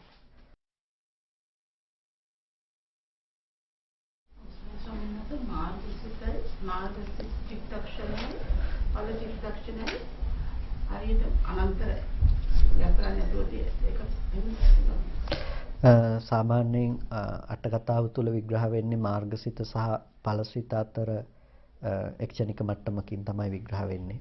එතකොට මාර්ගය සහ ඵලය කියන එක මේ මාර්ගයට අනතුරුවම ඵලය කියන එක තමයි. එතකොට මාර්ගය අරමුණු කරගෙන පින් කරන්න පුළුවන්. ඒ කියන්නේ මාර්ගය අරමුණු කරගෙන වඩන්න පුළුවන්කම තියෙනවා අනිත්‍යානුදර්ශනය කියලා. එක පරයයකින් කතා කරනකොට ඒකත් මාර්ගයේ හැටියට කතා කරනවා. ඒ කියන්නේ දැන් අට්ඨපුරුෂ පුද්ගලයා කියලා අපි කියනවානේ. පුරුෂ පුද්ගලයන් 8 දෙනෙක් පිළිබඳව. එතකොට මාර්ගස්තේකුත් ඉන්නවනේ. එතකොට මාර්ගස්තේක් ඵලයටපත් වෙනකන් මාර්ගස්තේකට දන් දෙන්න පුළුවන් කමත් අපිට තියෙන්න බෑනේ. එතකොට මාර්ගයට අනතුරුවම ඵලය කියලා කිව්වොත් එහෙම චිත්තක්ෂණයේදී දාන දෙන්න පුළුවන් කමක් එහෙම නැහැනේ. එතකොට අර විදිහට ගන්න පරයයක් තියෙනවා සෝවාන් මාර්ගයේ පිණිස පිළිපන්න පුද්ගලයෙක් කියලා සද්ධානුසාරී ධම්මානුසාරී ආදී වශයෙන් සෝවාන් මාර්ගයේ පිණිස පිළිපන්න පුද්ගලයාට මාර්ගස්තයක කියන පරයයකුත් තියෙනවා. නමුත් ඕක බෙදනකොට සිත් විදිහට බෙදනකොට මාර්ගසිතට අනතුරුවම ඵලසිත. එකෙන් අදහස් කරන්නේ හැම වෙලාවකදීම ඒක එහෙමයි කියන එක නෙමෙයි. ඒ කියන්නේ මාර්ගයේ පිළිබඳව කෙනෙකුට අදහස් කරන්න බෑ කියන එක නෙමෙයි. මාර්ගය පිළිබඳව නැත්තම් කුසල් කරන්න තැනක් හම්බ වෙන්නේ නැහැනේ වඩන්න තැනක්. එතකොට ඒ විදිහට අපි මහා කුසල චිත්තයන්ගෙන් වඩනකොට අන්තිමේටම මාර්ගසිතට අනතුරුවම ඵලසිත කියලා කතා කරනවා. යම් වෙලාවක මාර්ගසිත පහළ වෙනවා නම් ඒ අනතුරුවම ඊළඟට ඵලසිත පහළ වෙනවාමයි. හැබැයි අර මාර්ගස්තයෙක් ගැනත් අපිට කතා කරන්න පුළුවන් න්‍යායක් වෙනමම තියෙනවා. අනිත්‍යානුදර්ශනය, දුක්ඛානුදර්ශනය, අනාත්මානුදර්ශනය වඩන පැති වලින් මාර්ගස්තයෙක්, සද්ධානුසාරී, ධම්මානුසාරී ආදී මාර්ගස්ත පුද්ගලයන් පිළිබඳව අපිට කතා කරන්න පුළුවන් න්‍යායකුත් තියෙනවා. හැබැයි අර සිත් විදිහට ගන්නකොට අර විදිහට තමයි ඒක බෙදලා දක්වන්නේ. විදර්ශනා ඥාන ගැන කතා කරනකොට ස්වාමීන් වහන්සේ ඥාන තමන්ට ලැබුණ එච්චරික්මන්ට වෙන නිසා සමාජයෙන් මිශ්‍රණය පුළුවන් ඒවා. බෑ. දැනගන්නවා. අනිවාර්යයෙන්ම දැනගන්නවාමයි. එක කියන්නේ එකපාර රහත් වුණා කියලා අපි කිව්වත් එක මොහොතකදී ඒකේනා සෝවාන් මාර්ගස්තේක් කියලා, සෝවාන් ඵලස්තේක් කියලා, සකුදාගාමී මාර්ගස්තේක් කියලා, ඵලස්තේක් කියලා ඵල ටිකටපත් වෙලාම අරිහත් මාර්ගයේ උපදවලමයි ඵලයටපත් වෙන්නේ. ඒ නිසා අපි ඒ තැන්වලදී විදර්ශනා ඥාන වැඩුණාද කියලා කතා කරනවා නම් ඒ හැම එකක්වත් අත් නොහැරි වැඩෙනවාමයි. රහතන් වහන්සේ නමකට පංචස්කන්ධය කියනවා අපිට පංච උපාදානස්කන්ධය කියනවා කියලා හිතුවම හරියද? හරි. පංචස්කන්ධය පිළිබඳව පංච උපාදානස්කන්ධයෙන් රහතන් වහන්සේ මිදලා තියෙනවා. ඒ කියන්නේ ස්කන්ධ පංචකයේ පිළිබඳව ඇති කරගත්ත උපාදානය කියන එක රහතන් වහන්සේට ඇත්තේ නැහැ. උපාදානස්කන්ධය සකස් කර ගැනීම කියන එක. ඒ නිසා ස්කන්ධයන්ගේ යථාභූත ස්වභාවය දැකලා තියෙනවා. ආශ්‍රවයන්ගෙන් සහ උපාදානයන්ගෙන් නැවත නැවත ස්කන්ධ සකස් කරන්නේ නැහැ. කන්ද සූත්‍රයේදී බුදුරජාණන් වහන්සේ ස්කන්ධ සහ පංච උපාදානස්කන්ධ ගැන දේශනා කරනවානේ. එතකොට ස්කන්ධ ටික ගැන පැහැදිලි කරන වචන ටිකමනේ භාවිත කරන්නේ. අන්තිමේටම වෙනස් වෙන්නේ සාසවා උපාදානීය කියන එක. ආශ්‍රව සහිත උපාදානයන්ට හිතාර්ථයෙන් තමයි උපාදානස්කන්ධය කියන එක. එතකොට අරක එහෙම කතා කරන්නේ නැහැ. එතකොට ආශ්‍රව සහිත වූ මනසකින් තමයි උපාදානස්කන්ධය එතකොට සකස් කරනවා නම් සකස් කරන්න වෙන්නේ. උපාදාන ප්‍රත්‍යඥයන්. ඒ රහතන් වහන්සේගේ මට්ටමේදී එහෙම සකස් වීමක් වෙන්නේ නැහැ. ස්වාමීන් වහන්සේ දැන් රූප වේදනා සංඥා සංකාර විඥානනේ ස්කන්ධ කියන්නේ ඉතින් දැන් හිතමු වේදනාවට ප්‍රත්‍ය කුමක්ද ස්වාමීන් වහන්සේ රහතන් ස්පර්ශය තියෙනවා ස්පර්ශයේ නිරෝධය සාක්ෂාත් කරලා තියෙනවා. ඒකෙන් කතා කරන්නේ ස්පර්ශ වෙන්නේ නැහැ කියන එක නෙමෙයි.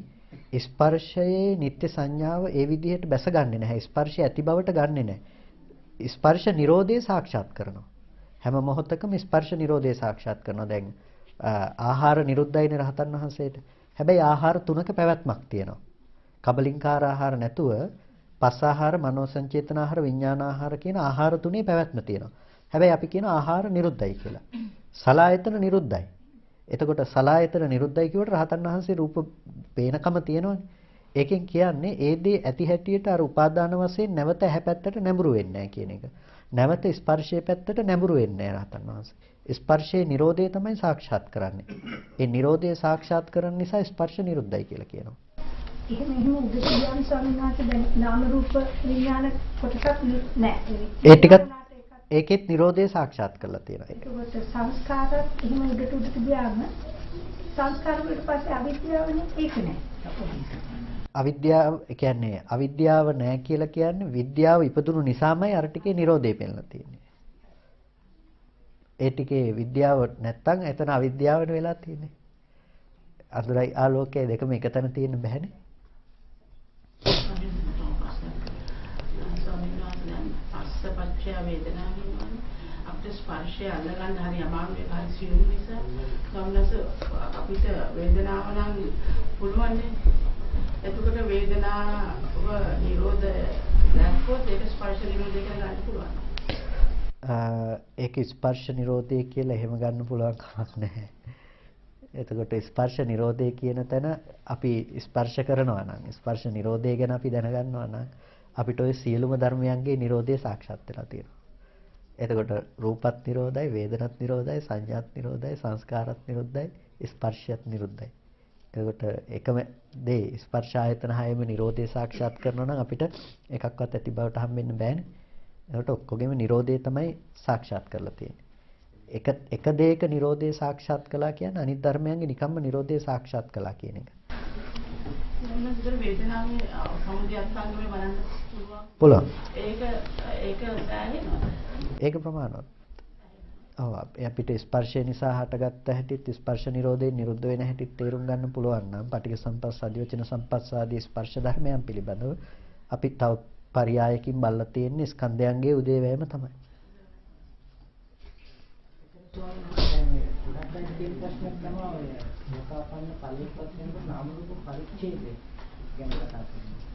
එතකොට අතන නාම රූප නිරෝධය ගැන කතා කරනවා. ඒ නිරෝධය කියන්නේ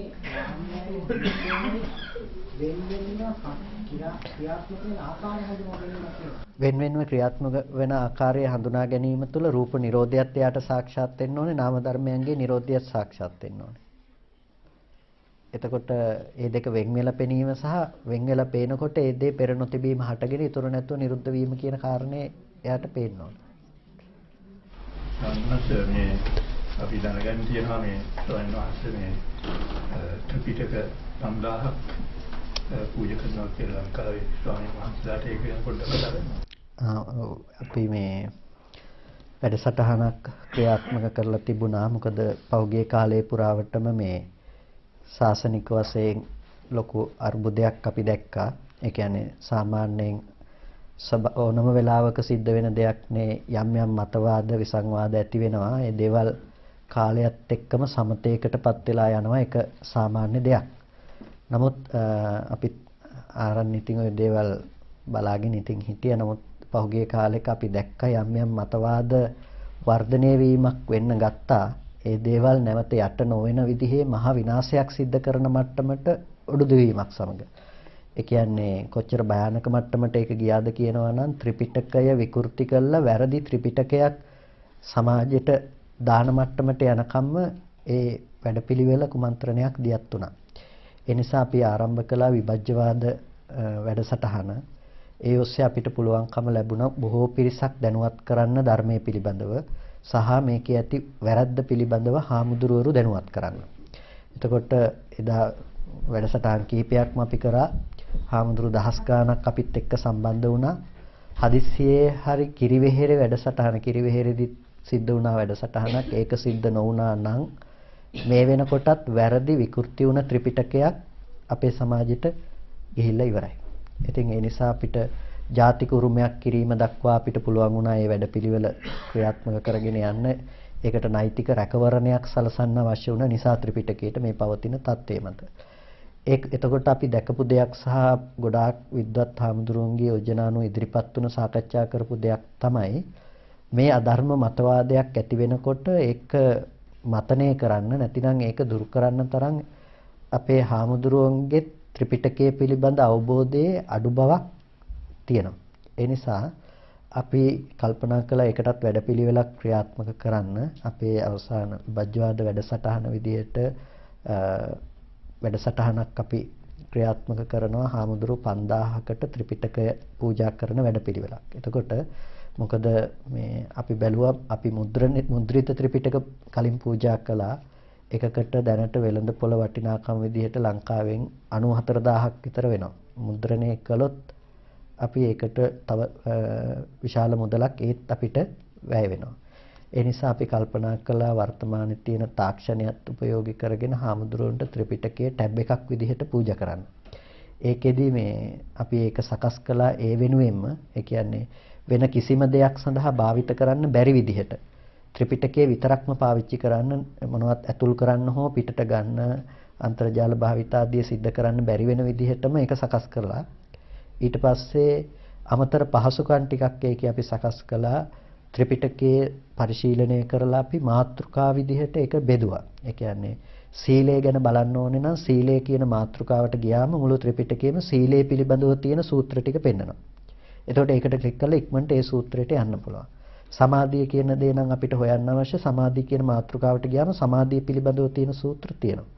ඒක ප්‍රඥාව නම් ප්‍රඥාව පිළිබඳව සම්මාදිට්ඨි ආර්ය අෂ්ටාංගික මාර්ගය නම් ආර්ය අෂ්ටාංගික මාර්ගය සතිපට්ඨානය නම් සතිපට්ඨානය මෙන්න මේ විදිහට ඒක වර්ගීකරණයකටත් ලක් කරලා එතකොට ඕනම කෙනෙකුට බොහොම පහසුවෙන් කරුණු අතර සැරිසරන්න කරුණු ඉක්මනට ගන්න පුළුවන්කම තියෙනවා. මෙන්න මේ වැඩපිළිවෙලත් අපි මේ ක්‍රියාත්මක කරන්න ඕන කියලා හිතුවා. මේකෙන් ලොකු පරමාර්ථ ගොඩාක් තියෙනවා සාසනික වශයෙන් අපිට ඉෂ්ට කරගන්න මේ වැඩසටහනත් එක්ක. ඉතින් මේ ඒකත් පොඩ්ඩක් මේ වෙලාවේදී කාටත් සිහිපත් කරනවා. වැඩසටහන තියෙන්නේ ජනවාරි මාසේ තියෙන තිබ්බ දිනේ පොඩ්ඩක් කල්යමක් සිද්ධ වුණා මේ රටේ තියෙන තත්ත්වයක් එක්ක අපේ. ජනවාරි මාසේ 4 වෙනිදා තමයි වැඩසටහන තියෙන්නේ. එතකොට මේ කාටත් පුළුවන් ඒ සඳහා සම්බන්ධ වෙන්න දායකත්වයේ සපයන්න පුළුවන්කම තියෙනවා. මේ ත්‍රිපිටක 5000ක් හාමුදුරුවන්ට පූජා කරනවා කියලා කියන්නේ මේ යුගයේ කෙරෙන මහා විශාලම ත්‍රිපිටක පූජාව. ඉතින් මේ අවස්ථාවක් ලේසියෙන් සැලසෙන්නේ නැහැ. මේ කාලේ සිද්ධ වෙන විශාලතම ත්‍රිපිටක පූජාව, ධර්ම පූජාවක්. ඒකත් මහා සංඝරත්නය උදෙසා සිද්ධ කෙරෙන පූජාවක්. ඒ වගේම ඔයගොල්ලන්ට පුළුවන්කම තියෙනවා ඔයගොල්ලෝ දන්න හඳුනන ස්වාමින්වහන්සේ නමකට ඒක අවශ්‍ය නම් ඒ පූජා කරන ත්‍රිපිටකය ඒ ස්වාමින්වහන්සේට ලබා දෙන්න. එතකොට අපිට ඒ ස්වාමින්වහන්සේගේ විස්තර ටික දුන්නාම අපි ඒ ස්වාමින්වහන්සේව එදාට එතෙන්ට සම්බන්ධ කරගන්නවා. ඒකල එතනදී ඒ ස්වාමින්වහන්සේට ත්‍රිපිටකය ලැබෙන්න සලස්වන්න පුළුවන්කම තියෙනවා. එතකොට ඒකෙදි දැනට 2000ක විතර ප්‍රමාණයක් ඇත්තට බාර අරගෙන තියෙනවා. තව 3000ක විතර ප්‍රමාණයක් බාර ගන්න පුළුවන්කම තියෙනවා. එතකොට මම හිතන්නේ එක ත්‍රිපිටකයක් සඳහා නැතිනම් එක ත්‍රිපිටකයේ සහ අටුවාව ඒක ඇතුලේ අන්තර්ගත වෙලා තියෙනවා. ඒක සඳහා අපිට වැය වෙනවා මුදලින් ලංකාවේ මුදලින් රුපියල් 14000ක මුදලක් වැය වෙනවා එකක් සඳහා. ඉතින් කාටත් පුළුවන් දායකත්වයේ ගන්න කැමති අයට මහා ධර්ම දානයක් සඳහා සම්බන්ධ වීමේ හැකියාව තියෙනවා. ඒකත් මේ වෙලාවේ කාටත් සිහිපත් කරනවා. ඒකට පුළුවන් තරමින් සම්බන්ධ වෙන්න කියන එක. ස්වාමීන් වහන්සේ ඒකට සම්බන්ධ වෙන්නේ කොහොමද කියලා කවුරුහරි මෙතනින් සම්බන්ධ වෙන්න පුළුවන්කම තියෙනවා මේ අය හරහා දැනට විස්තර දැනගන්න පුළුවන් මේ පිරිසකින් මේකට. මුදල් වලින් හරි චෙක් පත් වලින් හරි මේ සඳහා සම්බන්ධ වෙන්න පුළුවන්. අපි චෙක් පත් බාරගන්නේ සම්බෝධි විහාරයේ නමින්. ඊට පස්සේ සම්බෝධි විහාරයේ ට්‍රස්ටි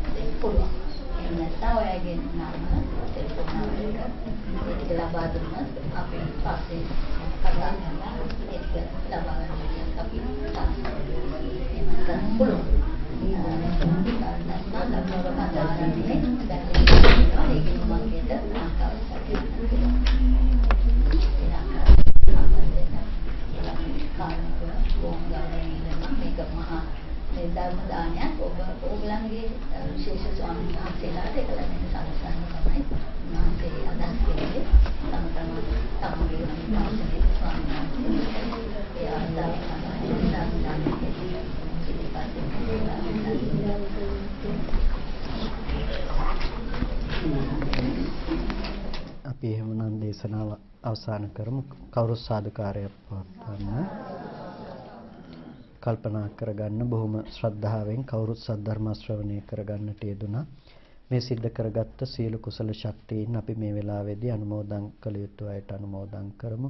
පළමුවෙන් අපිට අර්ථයෙන් ධර්මයෙන් අනුශාසනා කළ අපේ ධර්මාචාර්ය අවසරයි මාංකඩවල සුදස්සන ස්වාමීන් වහන්සේට, අවසරයි මාංකඩවල නන්දරතන ස්වාමීන් වහන්සේට, ස්වාමීන් වහන්සේලා දෙනමටම අමා මහ නිවනින් සැනසීම පිණිසම මේ කුසලය හේතු පාරමිතාවක්ම වේවා කියලා ප්‍රාර්ථනා කරනවා.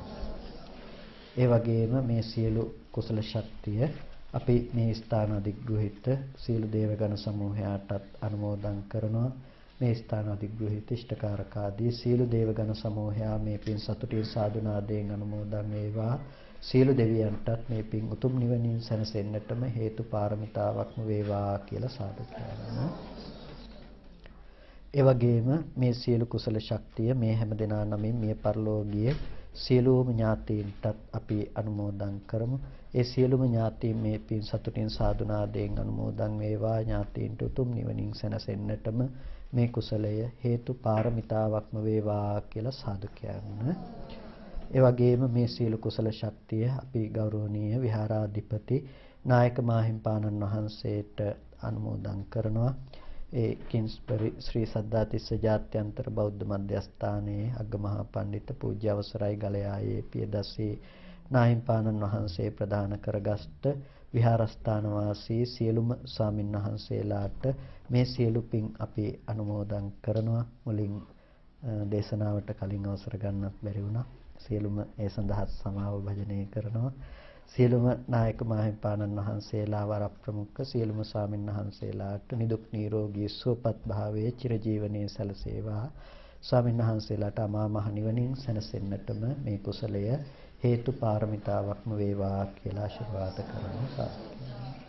ඒ වගේම අද දවසේදී මේ සඳහා උදව් උපකාර කළ ඒ සියලු පින්වත් ගිහි පිරිසට පුණ්‍ය අනුමෝදනා කරනවා. මේ වැඩසටහන සංවිධානය කරන්නට සහ සම්බන්ධ වුණ ලහිරු අතුල්ලිය මහත්මයා සහ ශකිලා මහත්මිය, ඒ වගේම දොන් රත්නායක මහත්මයාට, ඒ වගේම අපිට මේ රටට වඩින්නට අවශ්‍ය සියලු කටයුතු සම්පාදනය කරපු ඒ මధుරිකා අම්මා, සමන් මහත්මයා ඇතුළු ඒ සියලුම පින්වත් පිරිසටත් අපි පුණ්‍ය අනුමෝදනා කරනවා. ලක්ෂ්මන් මහත්මයා ඇතුළු සියලුම දෙනාට මේ සියලු කුසල ධර්මයන් ගෝර කටුක භයංකර දුක් සහිත සසරින් එතර වීම පිණිසම හේතු පාරමිතාවක්ම වේවා කියලා සාදු කියන්න.